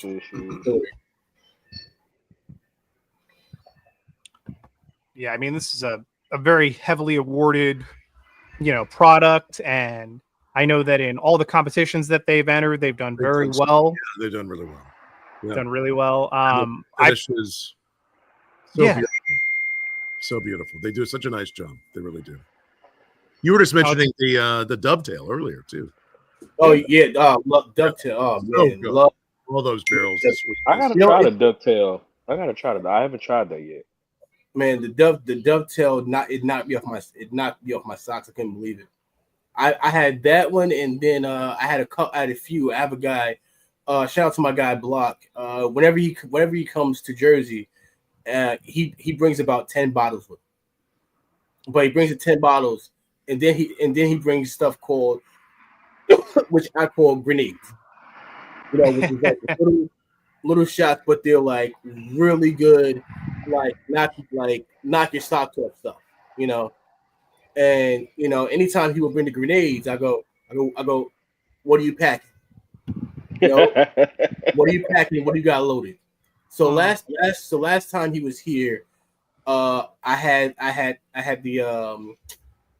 the campfire from High West, which was amazing, one of my favorites. I had the Starlight. I had their honey and their cash drink. The honey is dangerous because it's so sweet that you don't taste liquor at all. You know, that one is dangerous. Then I had I'm trying to think what other ones that we had that night. I'll be right back. Yeah, because we had a few. You know, like he's a big bourbon collector as well. You know, so anytime he comes or anytime he gets something, he really helped me on my bourbon journey. You know, because he was like, all right, well, start off with this. You know, He was like, get Buffalo Trace. You know, get one wild turkey for your everyday pour. You know, and he was like, you know, and you know, he was like, if you ever get a chance to go after store picks. So like, can you guys explain like the whole store pick model or that whole thing of store picks? Sure. Yeah, 100%. I mean, it's kind of like a combination between the supplier and the distributor, right? So the supplier who's supplying the product, in this case, let's say it's Wild Turkey, right? Eddie Russell, Jimmy Russell, they're going to have a certain amount of barrels that they set off to the side every single year. And they're going to be like, yeah, 32 barrels this year, we're going to make barrel picks. So we'll have a group come in, you know, from either our top accounts or from accounts that we're looking to land, and we'll have them come down to Kentucky, visit the distillery, and they can choose from these 32 barrels. And then as more and more groups get down there, or if they send the samples over to the groups to try and more barrels get picked, the number gets smaller and smaller and smaller, right? So they have like a certain time frame every single year that they're going to allocate a certain amount of barrels in the rick house as store picks. You can also, you know, show up there or you can have it sent to you. But most of the time, in order for it to get in front of the actual buyer, if they're not going to physically go down there, it takes the supplier either going there or collaborating with the distributor and having the distributor and them go and taste the account on the barrel picks. The account then buys essentially the whole barrel. And in past times, the regulations were a little bit looser. Now, if a client or a customer is taking a barrel, they have to usually take it within 2 shipments. They can't just like let 26 or 30 cases sit at the distributor and just take it week by week. They have to take it within about 2 deliveries. Wow. Is how most distributors do it. So depending upon the size of the barrel, how many outlets are using it, so on and so forth, it can be advantageous because it's like almost the same price, right? It's a barrel in the rick house. It's going to be the same price for the juice, maybe a little bit extra for labels and customization of the bottles. But for the most part, you're paying like, you know, if you're getting Russell's Reserve 10-year, you're paying Russell's Reserve 10-year price, whether it's a pick or not. The difference is that every single barrel in the rick house is its own unique snowflake. So it gives an account that wants to be very specialized and specific an opportunity to have something truly unique, because their Russell's 10-year isn't a blend of 50 other barrels of Russell's 10-year. It's one specific barrel, or, you know, so on and so forth in the warehouse. Yeah, the single barrel selections have really, I mean, since I've been doing this, have really grown so much. We love seeing those for stores, for restaurants. Really, it's that, whether it's the store or the establishment's way of saying, here's what we love about bourbon or about this pick. It's something so special. And in Kentucky, the rules have really gotten so much more friendly to consumers that now consumers can go in without a liquor store, without a someone who's licensed, and actually pick out their own. There's a lot of operations that are now just all about the consumers come in and bottle your own, and I love seeing that, and I hope that'll become the case in more states. Yeah, like even if there's an upcoming occasion, like if somebody was getting married and you wanted like, hey, this is from my barrel that I picked out, or something like that. These are all my bottles here. Everybody gets a bottle. I mean, there's a lot of applications for just a general consumer too. I'll let just the four of us go do one. I'd like that. Yeah. Hey, I'm down. Yeah. So, like how many bottles can you get from one barrel? Depends on the size of the barrel. Yeah. Okay. Barrel size, age. 10-year-olds. I mean, 8 to 10. You're looking at a couple hundred bottles, and that's uncut. I mean, it all depends. Could be very few. It could be more than a couple hundred. Yeah. I have a question for y'all. Who makes Old Granddad? Do y'all know who makes Old Granddad? It's Beam, I believe. Correct. I think it's Beam now. Yeah. It is. Okay. Yeah. It's been a variety of places, but I think it is Beam now. I love the 114. Oh yeah, classic. That 114. That's a classic one for me, man. That Old Granddad 114. That is a fantastic. I never knew. I always wanted to know like who makes it. I'm like, listen, I'll write a letter. Can I just get a case? I want a case of those bad boys. Oh, I like Mike's question. Yeah. Why or why not is the 3-tier system a good idea?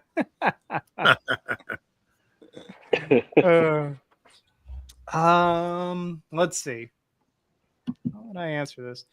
I think that, in the time of Prohibition, which is really where it all stems from, right? It was a very good idea because you had a lot of bad things happening to ruin perfectly good whiskey and booze just in general without having a 3-tier system. I think that certain states where they're control states or they're government sponsored states, like it gets a little hazy. But overall, it's really about the TTB and about the guidelines and regulations. That's where a lot of the red tape comes in. Like in theory, right? Having checks and balances in 3 tiers to the system makes total sense. But when you start compounding it with red tape and different, different structures on top of everything, like for me, right? I work on the distribution side. Let's say that Tom works on the supplier side. If Tom wants to go and promote something at an account, he can do that. And so he calls me up and he's like, hey, Mike, you have this one account that I really want to get something going in. We go in, we talk to them. They're all about what Tom's selling. They decide to order it from me. I ship it to them. It gets delivered. Tom comes in over the top and promotes the hell out of it. It's a win-win.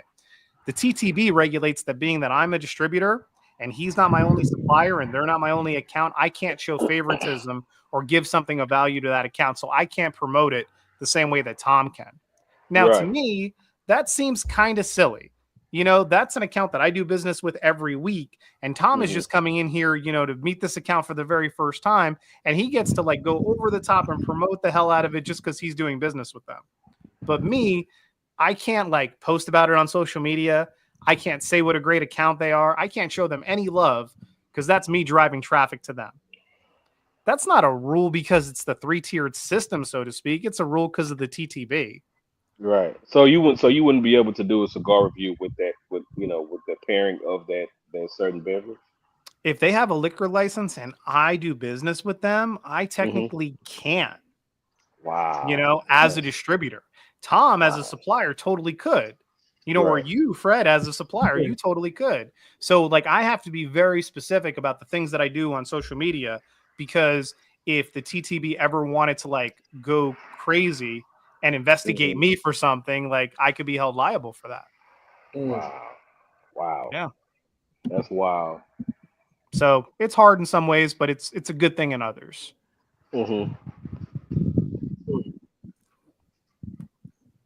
So it's I'm pretty twisted right now because I'm drinking all day. So it says Oh, your Knicks are up, bro. Your Knicks are coming. Your Knicks are up. You know, you better put the game on in the background. Oh my God, Mike, listen during the show. Listen, during the show yesterday, they were on his neck. Even Peter. Orange and Blue Skies up on this show. You already know it's about to be Orange and Blue Skies all day. Oh man, I'm about to go crazy. But oh man, they play with my emotions right now. 5 minutes left. Yeah, looks like. Yeah. You're having John Starks flashbacks before the show started. Oh, you're killing me right now, Eric. You're killing me right now. You're killing me right now, E. Oh, I gotta focus. Man, this is my attention right now. This is Shout out to Eric. You know, this is hilarious, man. This is so funny. He was so heartbroken yesterday. That was so hilarious. Do the small artisan distilleries have a bar? I think that most do. You know, whether they're smaller distilleries or larger ones. I mean, some of the best bars that I went to, like Middleton in Ireland, they had a really good bar. Wild Turkey, they don't really have a bar per se, but they certainly have plenty of whiskey to drink over the campfire. You're seeing more and more experiences. Yeah. You know, wherever you go. I mean, and I think the laws have become more and more favorable to consumers, to tours, having those experiences so you can go in and try what they have. Of course, the laws there in New York. I mean, what you went and saw. Yes, it did. Yes, it did. A couple of days ago, there was it yesterday or a couple of days ago? Friday. Days, right? Friday. I mean, what they're doing there at Kings County is they are they're mixing their cocktails, but it's a certain percentage of New York ingredients and spirits they have to put into that cocktail. So you're seeing they're making some great cocktails with not only their spirits but also with other spirits from New York. That's awesome. And all that's really helped those distilleries have their own bar experience, so that you can buy them there and also have their cocktails there on site. So I just put Dark Sean on timeout.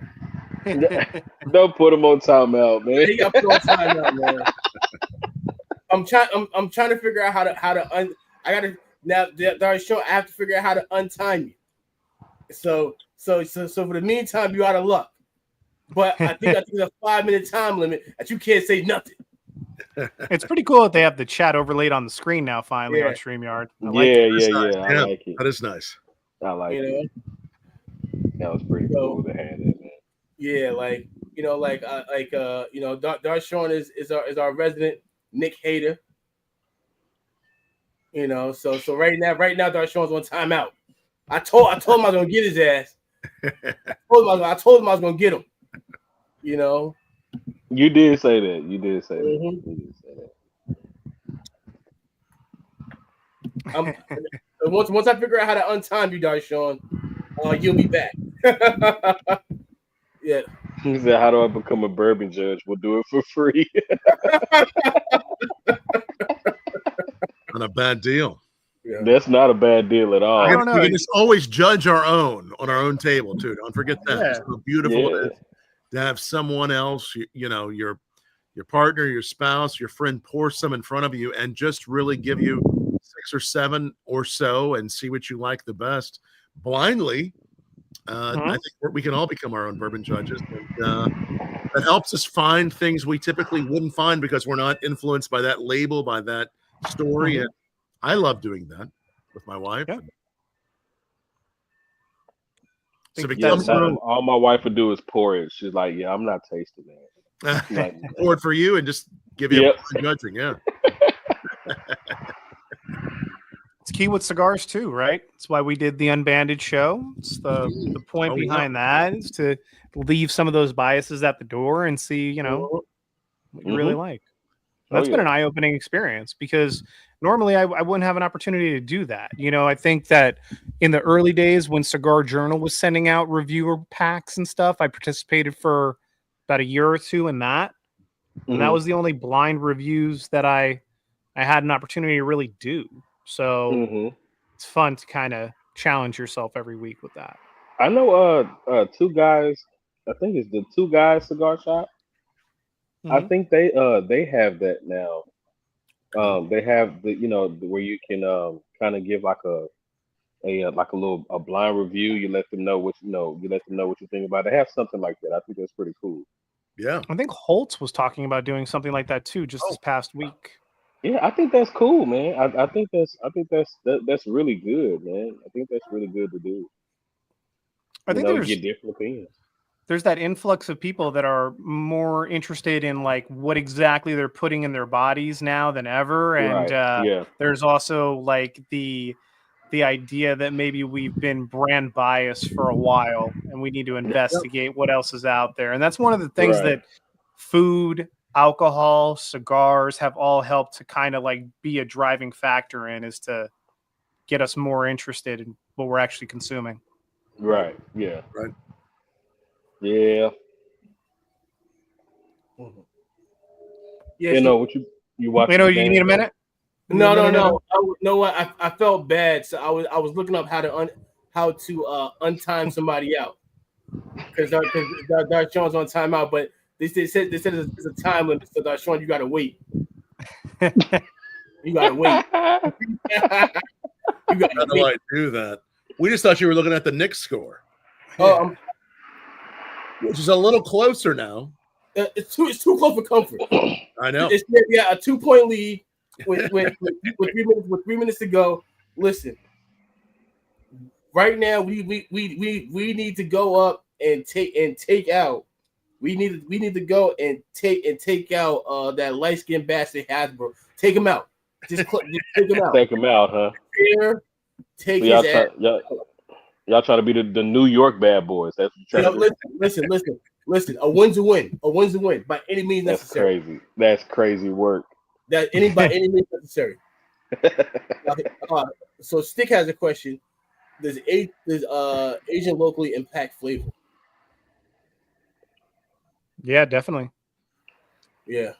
Cigars and bourbon both. Any kind of whiskey, any kind of atmosphere, you have you have anything aging in, it's gonna, with whether it's the atmosphere, what you have around you, the temperatures, the climates, it's all gonna make a big difference. Yeah. Angel Share, another big one. Yeah. So one that I fell in love with too was Heaven's Door. Yeah. I fell in love with Heaven's Door. He gave me that one. That one was amazing. Oh, it was really, really good. That's a good question, Steve. Mm-hmm. That's a nice question. Yeah, it is. So what's your dream bourbon and cigar pairing? Ooh. Listen, you give me some Penelope, give me cigar, and I'm in heaven. I love it. I got my dream pairing. I have to say would be Opus X Dubai and King Louis. That's a dream pairing. You know what? I will say that Laportier was actually pretty damn good. Yeah, Shay. That old Shay. Really? He was out here for the Universal Whiskey Experience a couple of years back. That was the first time that I had the Laportier. It was really good. So it's really good. Yeah, I mean, like I'm a sucker for cognac, so that's an easy way to get on my good side, and like doesn't take much. I was drinking like $11 Odessa cognac from friggin' from Ukraine. Oh wow! Bottle. Yeah, like I just like all cognac. But his stuff is good. I heard about his, and I also heard about Sable. It's a whiskey. Sable is from the actors from The Best Man. So you have Morris Chestnut, Taye Diggs, and the other one that played Murch, and also the director of the movie. They all came together, and they have their own whiskey now. It's called Sable. So I've been hearing. Well, they have a lot of hype around it, of course, because the names that are behind it. So sure. I wanted to try that out and and see what's going on. I wonder, have you heard of it? Have you seen it? I've seen the ads in Market Watch. I've seen it in a couple of printouts, but I haven't personally tried it. I don't think that we distribute it out here, which is always like the case if I haven't tried it or seen it live in person. How is blackened? Blackened whiskey? Yes. Blackened. Yeah. And they're, of course, they're doing their own cigars now too. With Drew Estate. I love the blackened. I think the blackened whiskey is something that has a lot of character and depth to it. The cigars as well are wonderful pairing. Very deep. Yes, it is a robust whiskey for sure. Yeah, it is. Just like the cigars, though, too. I mean, they kind of match up in that aspect. They're both very robust, and they designed, actually have right? sounds that they for the whiskey that they actually play to the aging barrels that are supposed to make a difference, which I think can happen. Sure. Yeah. It's all about the vibration, the extraction. Yes. Yeah. Have you guys ever had Scottie Pippen's whiskey? The Digits? I have not. It's called Digits. Yeah, actually, I coincidentally I did an interview with Scotty and the then distiller Jordan Vai, which is on our YouTube on Bourbon Blog. It's really a good bourbon. What he's done is really nice, and I really like it. Scotty's a big cigar fan as well, and it's done there at Savage and Cook Distillery in Napa. Really well done. Everything they do there is really nice. It all comes from 50 miles. What it currently is, what it started was some source whiskeys that they were finishing in used Napa cab barrels from Dave Finney's wineries, and I've gotten to know Dave a little bit over the years, but now it's within 50 miles. The grain, the water, everything from that region, and they're finishing it in used wine barrels. It's all really beautiful. Everything they do, and Digits, it's really lovely. You know, I really do. I want to try the one that you tried. The one that I tried, I wasn't the biggest fan. I don't know. I wasn't the biggest fan. It was it hit my palate. Rye or what it was? I cannot remember. I think it was the rye. I think it was the rye. The rye is a Grenache finish barrel. Really good. But did you try the Digits as well? Yes. Yep. Yes. Wow. I'm sipping on the peated. The peated is that's going to go deep in those that's some real peated malt from Scotland that they are putting in this bourbon, and it is really just it's powerful. Yet it has a softness to it that comes through. It shines so brightly through that bourbon. What do you get on it with what you're smoking? Well, honestly, my that's why I made that face. I was like, wow, because I had it last night, and it after having the blended and now having this one right here, it definitely gives you that mouthfeel. Right. Oh, it does. Yeah. I think now since this bottle is done, I think I'm gonna have to go get the Penelope Architect. That Architect's beautiful. I love that Architect. I think I'm gonna go get that because I'm gonna finish the rest that I have in the glass, and then I'm gonna go get the Architect. Yeah, I tried that Architect is really good. As soon as I got it, I opened it, and I was like, I just to smell the aroma that it has from like when that fresh pop off the bottle is amazing.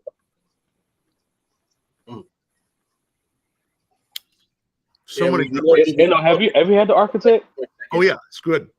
Yeah, the Architect's good. Have you had the Architect? Haven't you? Oh yeah. Yeah. Why you take your hat off? Did they lose? No, it's 16 seconds to go. Nick's up by 2. All right, now listen. Wow, this is something else. Could it go into overtime? It might happen. It's over. Oh, it's over. 6-1. No, Nick's up by 4. Nick's up by 4 with 9 seconds to go. Sorry about that, guys. No, you're fine. All right. Take those. They take them country bumpkins. All right. Take them inbreeded country bumpkins. Back up the road. All right. Go make love to your cousins. Okay. No. Right? Go make love to your cousins back in the barn.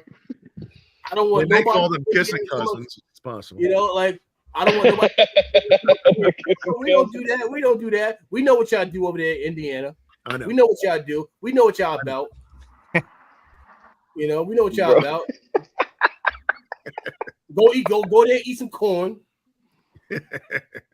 Listen, you got to keep the same energy for when football season comes and our Cowboys hit the field. And it's all right. Knicks is 6. That's all I gotta say. Knicks is 6.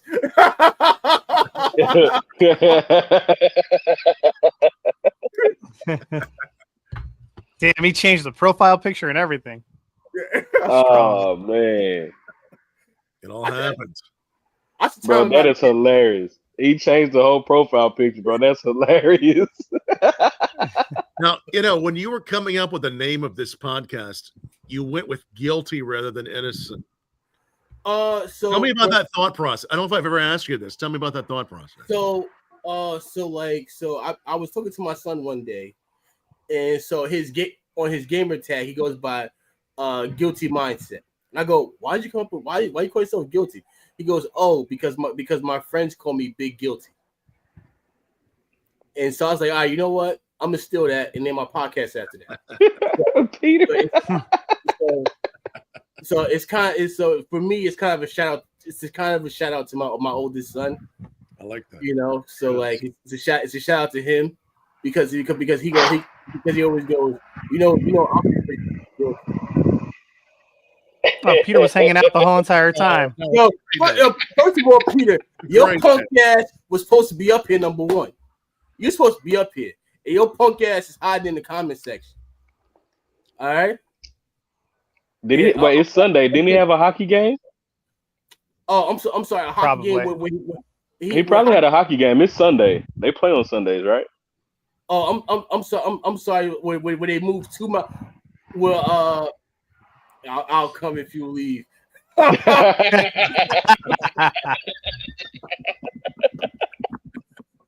Listen, all right. Listen, like we know what you're doing out there. You're probably like cheap shot and everybody on the ice. You guys you all got to work on Monday, so you got like knowing you're probably out there the dirtiest player out there. Tripping people, doing whatever you gotta do. And you're probably doing it in front of the kids too. Like they're watching their dad beat up on other old guys. That's crazy. That's crazy. Like what kind of example is that, Peter, being a bully like that? Bro, anytime you say talk about older guys playing in sports, I think about the 47U football. That is diabolical. That is diabolical stuff, bro. 37U football is insane. That is so crazy, bro. It's so crazy.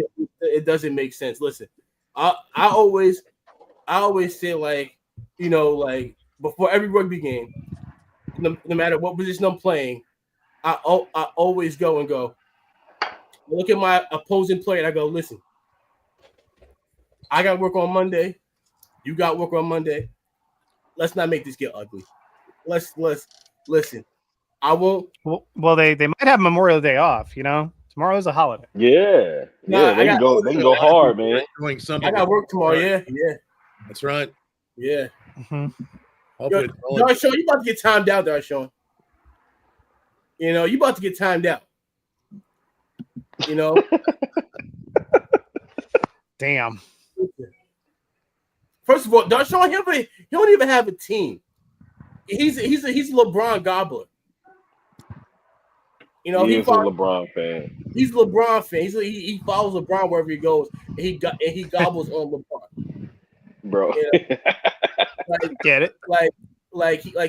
He be over there probably singing to the TV that LeBron James song. Sitting there singing to LeBron and Bronny. Hey, Mike, I got a question. Will my Dallas Stars see you guys this year? Unfortunately not. We got bounced pretty early. For real? Who'd y'all lose to? We lost to Edmonton. We lost to Edmonton in the first round. Oh, Mike. Yeah, that was pretty sad. Yeah, I know y'all got us. Y'all got us last year. Yeah, you can't get the revenge this year, unfortunately. Although you guys probably would have stomped us bad had we have been able to pull it out from Edmonton. They just played so shitty towards the end of the year. It was like couldn't figure it out, couldn't get it together. So like, how aren't you a Devils fan? That's my question. So for me, hockey was always the thing, even though we didn't have a professional team in Vegas, right? Like we've kind of gone over it with football before. I was a diehard Dan Marino fan because my dad was a huge Dolphins fan and a huge Marino fan. And then kind of like 97 when Dan had that really bad playoff game in Jacksonville and it was time to hang it up. It was time for me to find a new team after a couple of years. So in like 99. And look who you picked, Mike. And look who you picked. Like, well, all the teams you picked. My uncle, all my cousins, everybody was a huge Giants fan, right? So I always had them as a team. They were just the NFC team, right? And it wasn't as big. So, you know, it kind of went hand in hand, right? Because I hated the Cowboys as a Dolphins fan, right? The Thanksgiving Day game in the snow where we beat y'all in 95, 94. That was fun. Because like the Cowboys were just like the big bad. They were the Yankees, right, of football. And as a Yankees fan, I understood what that was like. As a lifelong Yankees fan, I knew what that was like. So I didn't want to associate with the Cowboys. And I was like, okay, I didn't know, being a Giants fan, that was actually a huge rival at the time that I did it. At the time that I like fully invested. So I become a Giants fan like 98, 99, and Kerry Collins wears number 5, which was my number in high school. So that was one of the reasons. I was a huge Jason Sehorn fan. I just like the team overall. All that stuff, right? The last great white cornerback. Well, I mean, you got Cooper DeJean right now. He's pretty great. No, but here's the problem. But they moved him to safety. They need to move him to cornerback. Well, they got Blankenship too. So there's 2 white safeties in Philly that are also DBs. Like they can play both. It's kind of cool. Yeah, they're not bad. They're good. He's a beast, but he's not gonna be a beast. You know, week 1 when the Cowboys are raking their ass. Well, don't get me wrong. When Malik Neighbors lines up next to them, I don't want them to be good at all. I want them to be white as hell. Yeah. I want them to be white as shit. Yeah, be white as hell when Malik Neighbors is standing next to you. Yeah. So like when it came to hockey, right? Nobody in my family liked it. I was the only one that watched it, and the San Jose Sharks were always late night. So I got to really fall in love with Craig Janney and that team in the early 90s, mid 90s, right? And then the Colorado Avalanche came into the scene, and it was Joe Sakic, Peter Forsberg, and Patrick Waugh. And Waugh had come from, Canadian royalty. He had come from, he had this huge beef with Martin Brodeur and the Devils. So it was just like, I like the fact that they played each other in the championship, and all of my family that did watch hockey, they were all back east Devils fans. So I didn't most of them were honestly like Long Island Islanders fans or Rangers, right? Oh, so I didn't have any influence in it. I just really loved watching Forsberg and Sakic and Hayduk and Ray Bourque and all those guys play, man. It was such a cool team. So that was really what did it. And then I stopped watching hockey for a little while until the Knights came on board, and that was that. I really followed players. Yeah. Right? So I'm a Ranger fan, but I always loved, the other day we were talking about those Detroit teams. Texas Rangers? Mm-hmm. I root for every New York team except for when it comes to football. Everything else is New York through and through. I'm a Red Bulls fan. I'm a Liberty fan. I was going crazy when the Liberty won their championship after 26 years. So I'm New York doing, Yeah. I'm not a Knicks fan, or I liked the Nets when they were in Jersey, but when they went to Brooklyn, that kind of did it in for me. But I was always an Orlando Magic fan through and through because of Penny and Shaq, which is why I hate the Bulls. I hate the Lakers. I hate any team that Shaq went to, like the Heat. Hate LeBron because of that. I didn't like Kobe because of it. I mean, I love Kobe, but I didn't like Kobe, right? Kind of deal. Same thing with Jordan. Right. Love Jordan. Didn't like Jordan, right? So my question is, what are you hearing in those Vegas streets about you guys getting a professional team? Oh, I think it's going to happen. I don't know what's going to happen first, whether it's going to be NBA or MLB. I think that MLB will honestly be first. There was a time when the All-Star game came out here for the NBA, and that was wild. Wow. That was a wild time. I can only imagine what it's going to be like to have both an NBA and MLB team now after having the Raiders. Right. Nothing can get worse than that, though, in terms of fan base. Yeah, I don't think I'll take either. whatever team it is. Like they're terrible fans. Sorry to any Raiders fans that are in the chat. They are terrible fans. They are. They're a terrible fan. Haven't they always been terrible though? Yeah. Pretty much. They've always been pretty terrible, Yeah. They're I mean, don't get me wrong, like my best friend is a Cowboys fan. Like I actually kind of really like Cowboys fans, especially now that y'all haven't won shit in like 25 years. It's great. Oh, that's crazy. That's crazy. But that's crazy. You know what? Like, but, like my go-to drink after a Cowboy loss, Buffalo Trace, old-fashioned Buffalo Trace. To me, to me, like I think Buffalo Trace pairs perfectly in an old-fashioned. Like that does work really well. Yeah, sure. Like that is like the right proof, right price point. If I'm gonna have an old-fashioned, I love it with Buffalo Trace. Now, have you guys ever had Noble Oak? Oh yeah, yes. The Noble Oak's good. Yeah, nice. Yeah, like I like their stuff. Mm-hmm. Like I love Larceny. Right. Yep. Yes. So I haven't had a lot of weeded bourbons. Mm-hmm. So what is you had the Penelope weeded, right? Not yet, no. Bro, and listen, for it to be 95 proof, and normally I drink 100 proof or more, but if I had to go to a 95 proof, look, it's gone, bro. It's gone. They're like this is delicious. This is delicious, bro. It's really delicious. So Mike, if you ever talk to Lawrence, just bring up Penelope. Lawrence is undefeated against. I've heard stories. Yeah, he like Penelope be whooping his ass. Yeah, I've heard.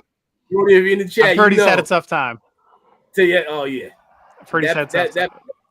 You know what makes another good old fashioned? Well, especially I normally like a stronger old fashioned, but if I just want something really mellow, the Old Forester 80s, the 86.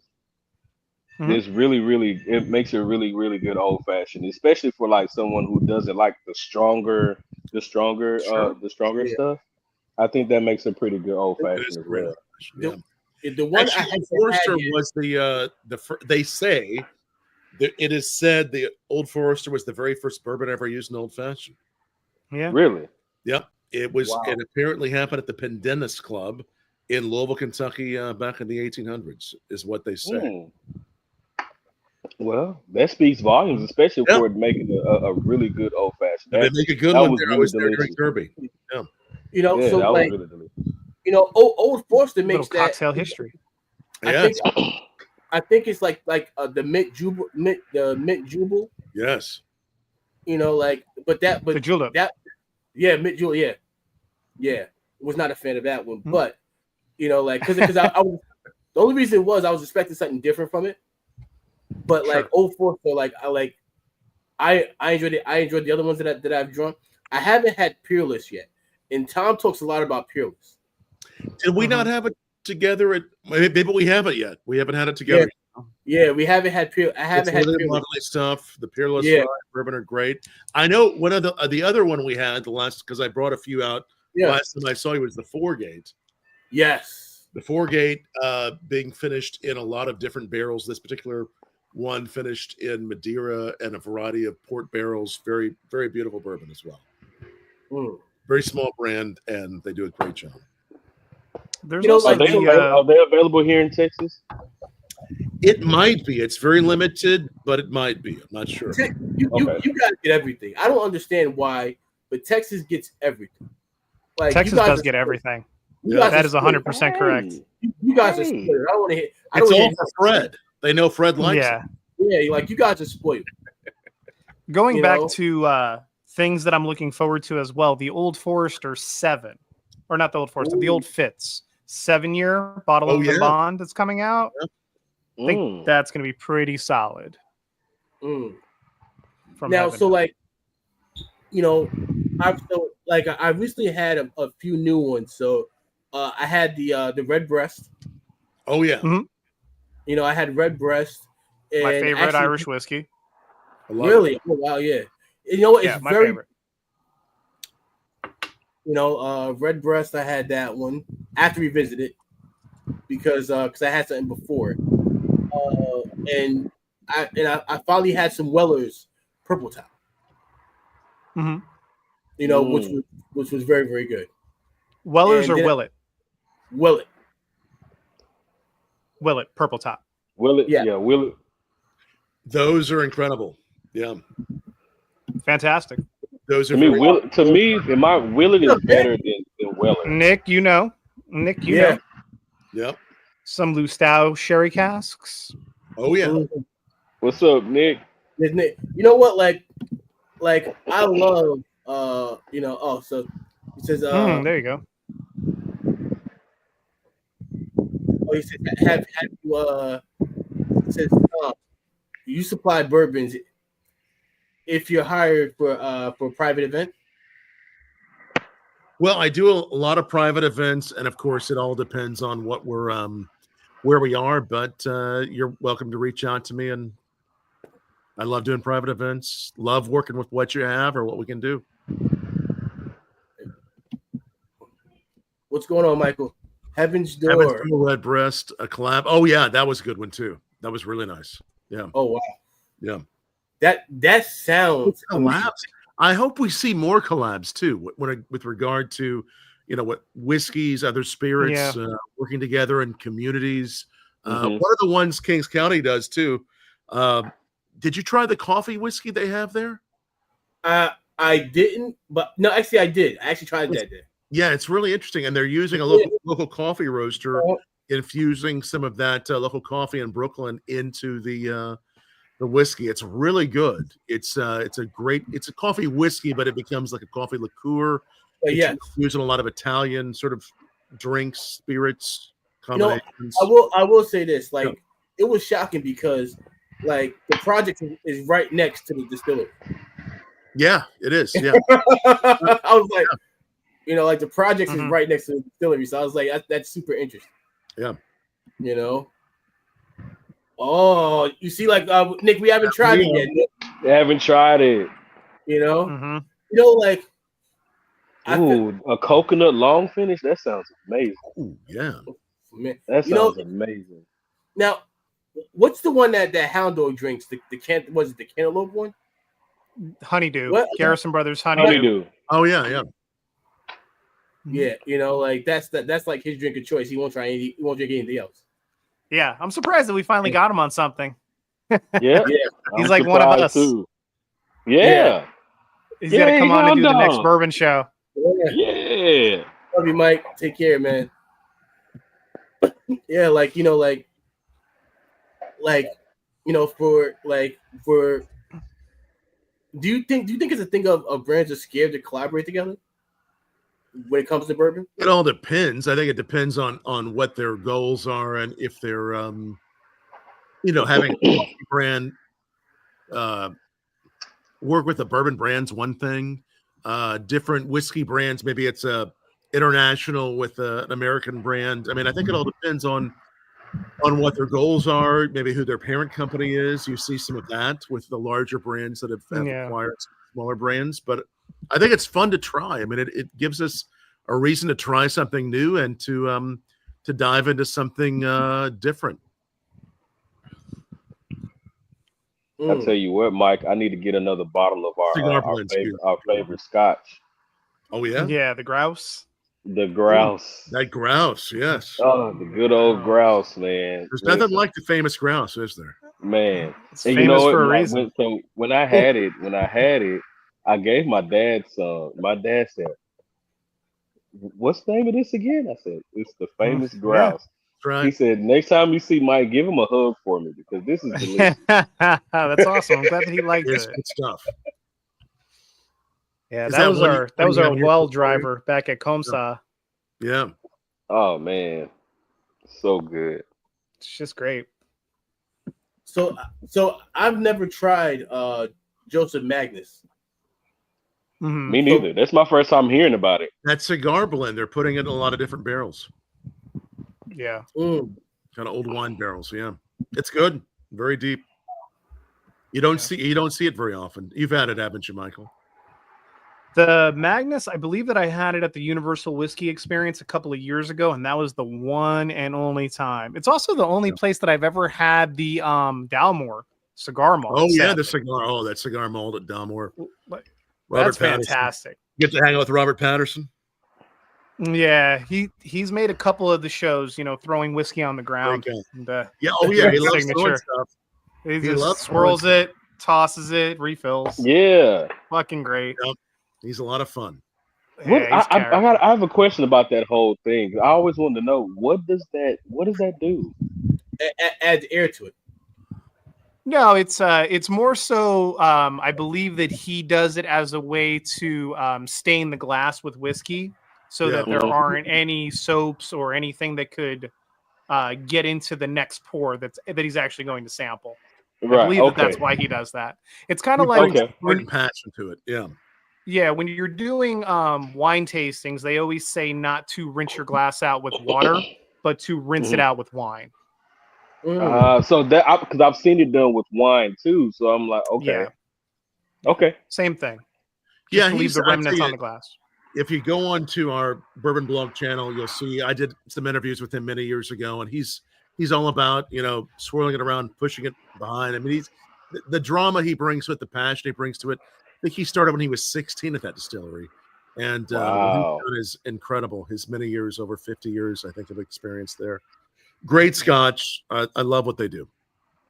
Yeah, and when you meet these people that have been like synonymous in the industry for 30 years, 40 years, 50 years, right? Like there's a certain aura around it.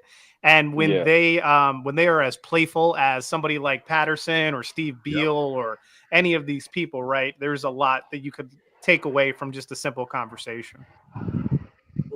That's awesome, man. That's it's like meeting a master cigar blender, and they're just like, clipping a cigar with their fingernails. You're like, oh, okay. Well, I guess maybe I'm taking myself a bit too seriously here with my $500 guillotine cutter, or whatever it might be. But that's what I do. It's humbling.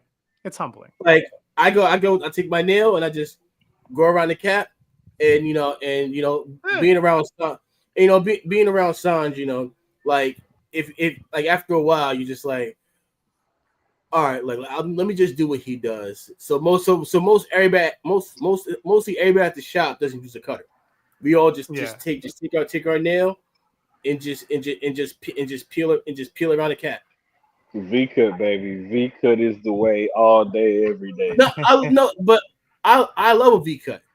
But like I don't carry a cutter with me, so I just go take my nail, cut around the cap, pop the cap off, and I'm good to go.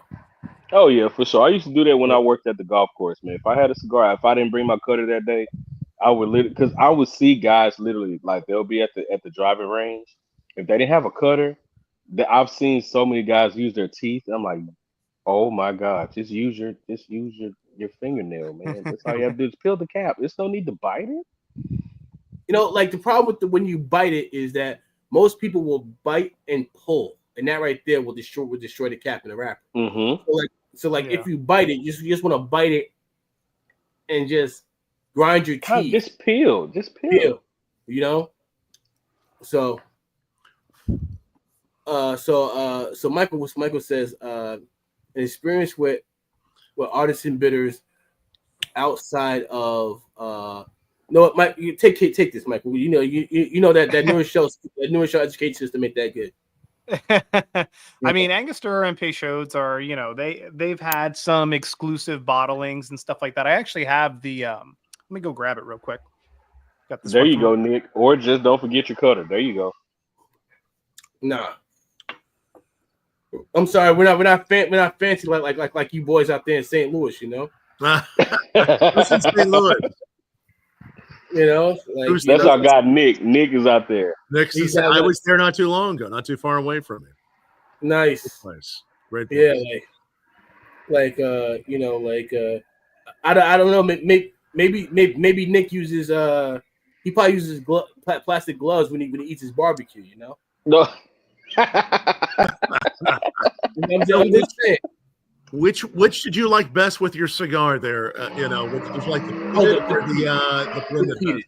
blended? Without a doubt, the peated is for that smoky note. That smoky note. That we love the blended. It's so good and creamy. Oh, it's the peated is, to me, the peated's the one. It's the one. It's a lovely bourbon. Yeah. Really. I have a question for you, Tom. Yes. Like what? So what is your experience with tawny ports? Well, I tell you what, I love port. My wife and I actually did part of our honeymoon in Porto, Portugal. So I got to try a lot of different ports. I love it with a cigar. There is a new bourbon that's very limited edition from 15 Stars. Very, very small brand that's finished in tawny, white, and ruby. It's the first time they've ever done, any bourbon maker that we know has ever done a finish in tawny, ruby, and white port, and it is beautiful. It's a blend of 9 and 15-year-old bourbon. It's called Three Ports, and I highly recommend it. It's very limited if you can find it. Three Ports. I want listen, since we get everything out here in Texas, I wonder if I can find it. Look for I think they're there. 15 Stars. Anything they do is just incredible. It's a lot of older bourbons and ryes, but I love it. Right. Ooh. So we have this right here from Angostura. This is their 200th year anniversary bottling, and it comes in this what looks like a book. This is what the actual bitters bottle looks like. I haven't opened it yet because I wanted to do a Mai Tai pairing on the channel and talk about it then. But I believe that they use Angostura rum that's been aged for 12 years as the base for the actual bitters. So this is a really cool bottle to get. I think it's about $75, maybe $100 at a store. This just got released this past year. Yeah. You know, but is it how big a bottle is it? That is awesome. It's your standard 6.7 ounce Angostura bitters bottle. And you've used it in a cocktail so far? I haven't opened it up yet. I just got it. Oh wow! So looking forward to the unboxing, ladies and gentlemen. Yeah, right. But there have on your wrist is what they do, right? Oh yeah, no, or like the back of the hand. Back of the hand. Let's see it taste it. Oh, you want me to taste it right now? We can do that. Let's do it. Let's see what it tastes like. Yeah, let's go. Wow. So I want to experience this with you. I know that Peychaud's has done a couple of Myers cask editions. Those are probably a little bit harder to come by right now, but those are really good. And other than that, most of my bitters, have been old Italian Amaris, have been different bitters from different countries like that. But yeah. All right, so let's. Oh yeah. So what we do is we rub that in.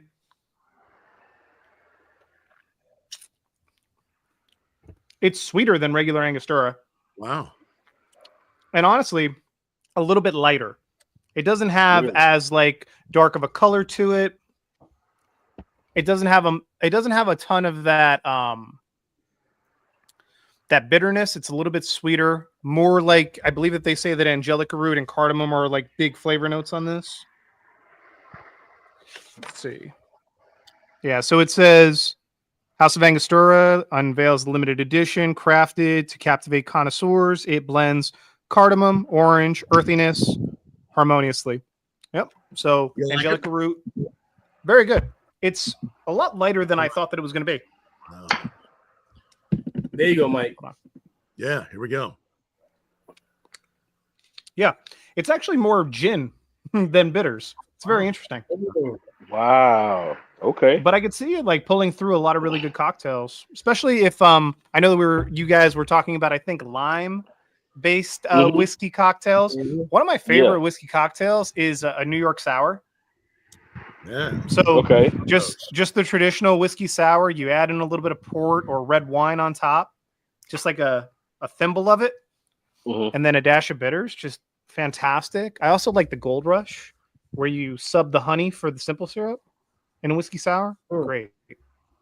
Ooh, that sounds really amazing. Yeah. yeah. And again, it's out Just on a now. hot day. You can find this one. Yeah, It's these very are out limited. now. I think Wonder how many $75. bottles they're making. Wonder how many bottles they're making. You know how many bottles they're making? I don't believe that it's numbered. Pretty rare though. That's so A little cool. bit. Yeah. Yeah. So Yeah, there's really some limited edition bitters out there. Very nice. So like, what's your take, like because with limited edition bitters, do you think that's a marketing ploy, or is it something that's like, nah, it's like legit, like how do you feel about that? I mean, everything comes down to marketing to a certain degree, right? But you also don't get a ton of innovation in bitters. Like I have Dale DeGroff's pimento bitters. I was always a big fan of those, but they're not in production anymore. Yeah, You had like the Fee brothers back when Joe Fee was around. Those were non-alcoholic and alcoholic bitters. You can get both. So those were kind of cool. But they used glycerin as the base. And yeah, I mean, I think that it all stems back right to the ancient Italian Amaris and German and European kind of style of bitters. And then we have it as like this potable kind of cocktail ingredient that's like kind of our salt and pepper behind the bar. Because you can add some flavor to something and kind of create that extra layer and depth without knocking somebody over the head with 100 proof whiskey or still strength agave or gin. Right. No, those DeGroff. Have you had the DeGroff spirits as well? I haven't had any of Dale's spirits, at least not in a long time. Are beautiful. His aperitivo, he's doing some Amaro now. He's doing some really beautiful spirits on his own label. They're really good. That's awesome. Yeah. Now I have a question for you guys. So I know we talk about whiskey and stuff, and I'm not a big vodka guy, but there's a place out here. The distillery is founded here in Dallas. And it's called Duckworth Vodka. And they have a barrel aged vodka that I was really blown away because no, I'm not a vodka guy at all. I can't stand it. But my mother, she calls herself the vodka vixen. That's what she calls herself. And so she loves vodka. Yeah, she loves vodka. And so she was like, because she didn't really like it. She said it reminds me too much of like the whiskey kind of. So I was like, okay, let me try it. So that barrel aged vodka was so good and it's smooth, and it didn't taste like vodka at all. It really tastes like a super light whiskey, and it was really, really nice. And so I wanted, like, have you guys ever heard of Duckworth? Tom might remember this. Do you remember Absolute Smoke? Absolute Smoke? Oh, you're breaking up, Mike. I think I've heard of it. Hold on 1 second. Mike's going in and out. Give him 1 second. Okay. Yeah. That cloud of smoke can do that sometimes. Yeah. Yeah.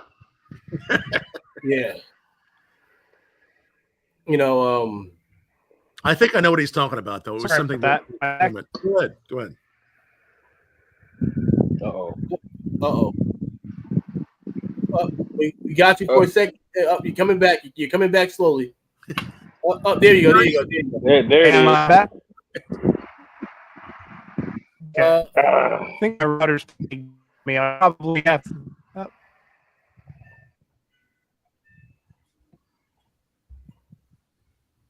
There he is. Are we back yet? Yeah, we're back. Go for it, Mike. Yeah. Oh no, we're not back. Yep. Okay. We're getting you slowly, but we lost. It's all right. All right. It's I think it's about an Absolute smoked they did for a while vodka. Yeah. It's some sort of experiment with that. I've talked to some vodka makers that have done some experiments in barrels. And moonshine makers that have tried that. I mean, I think everyone appreciates the barrel age, whatever it might be. Right. Yeah. Because I mean, it was a darker vodka. It looked more like a Scotch.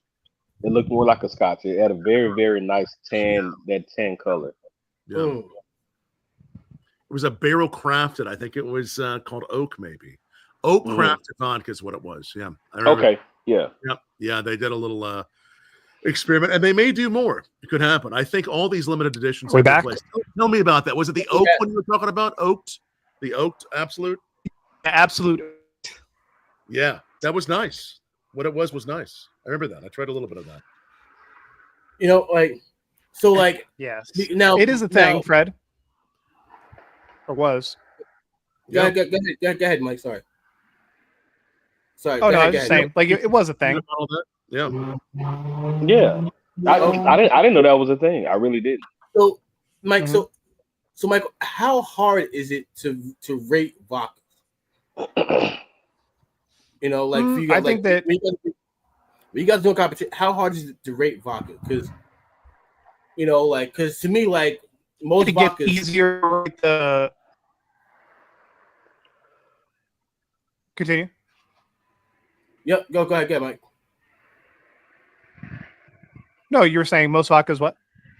No, I was saying, like, most vodkas, they kind of taste the same a little bit. Yeah. But like, so in a competition, how would you be able to judge the difference in the vodka? So it's always been about how the texture, how the mouth feel, and like what it's produced from, how much you can perceive that. So like when Ciroc came out and it was from Snap Frost grapes in France, does it have like a similar flavor of grape production? Like the stuff that I taste when I have a cognac that's like an Eau de Vie, like Remy V or something like that, right? Do I taste that? Is that apparent in any way, shape, or form? And then there's, you know, like the rye from Belvedere in Poland. And then there's the winter wheat from Grey Goose in France. And all of those have a flavor of some kind. It's a lot easier to perceive in European vodka than in American vodka, because in American vodka, the laws are slightly different. You're designed by the law to distill to a little bit higher and to remove some of that, you know, core production that the spirit is coming from.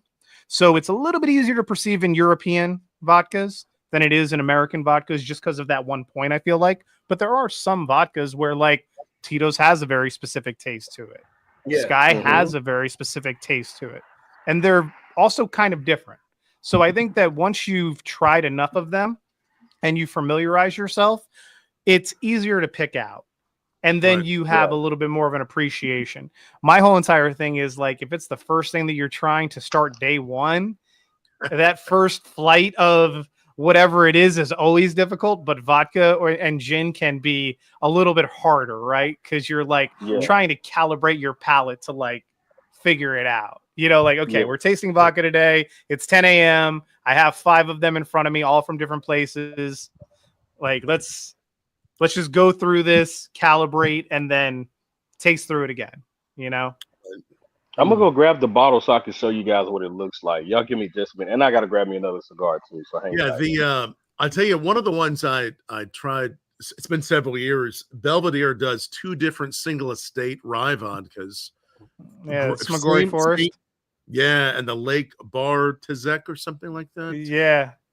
And the 2 are the same grain, but done in 2 different regions.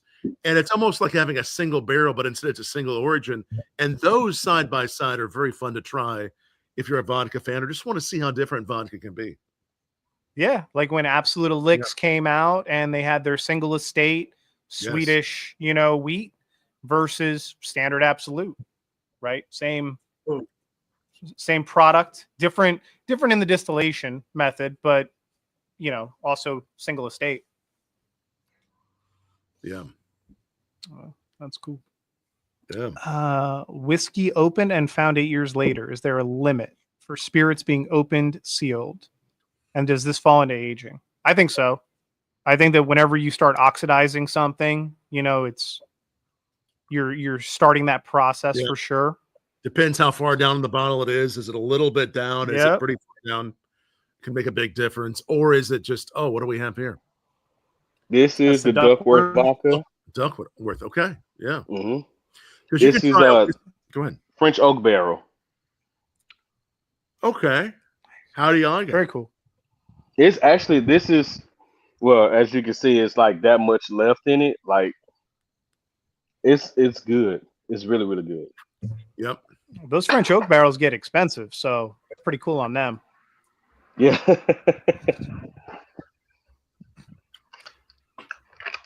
Well, boys, I have to head out here pretty soon. But I mean, if the chat has anything else they want to throw at us, or if you guys have anything else that you'd like to go over, man, I really enjoyed the questions and everybody. Yeah.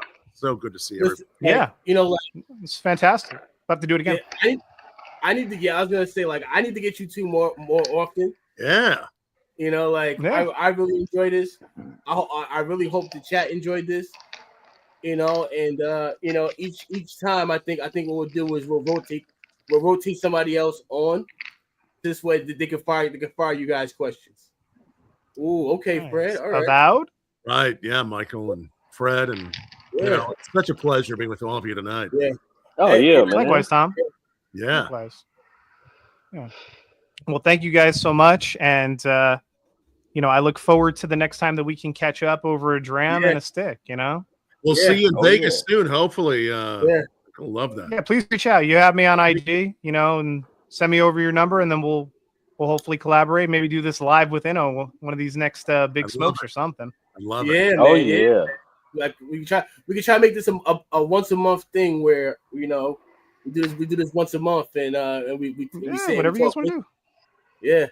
Cool. All right, guys. Hey, Michael, you already know I'm gonna call you. I'm gonna call you next time I'm in Vegas. You already know. I got the grouse ready to go whenever you're out here next, man. Oh yes, sir. Guys, that is it. Have a great Memorial Day. You too. Thank you, everybody. Thank you for your service. That is the episode for this week. I hope you guys really enjoyed this episode. I was really looking forward to this episode. I've been trying to get Michael and Tom together now for a year. Pleasure. So this episode, thank you, King This Scott. episode was a year in the making. That's right. So cheers, boys. Cheers, boys. Have a good night. Everybody in the chat, have a good night, guys. Thanks, everybody. Tell a friend. The Big Guilty Cigar Podcast. Until next time, guys. Peace. Cheers, guys. Go Knicks. Go Knicks. You're damn right about that.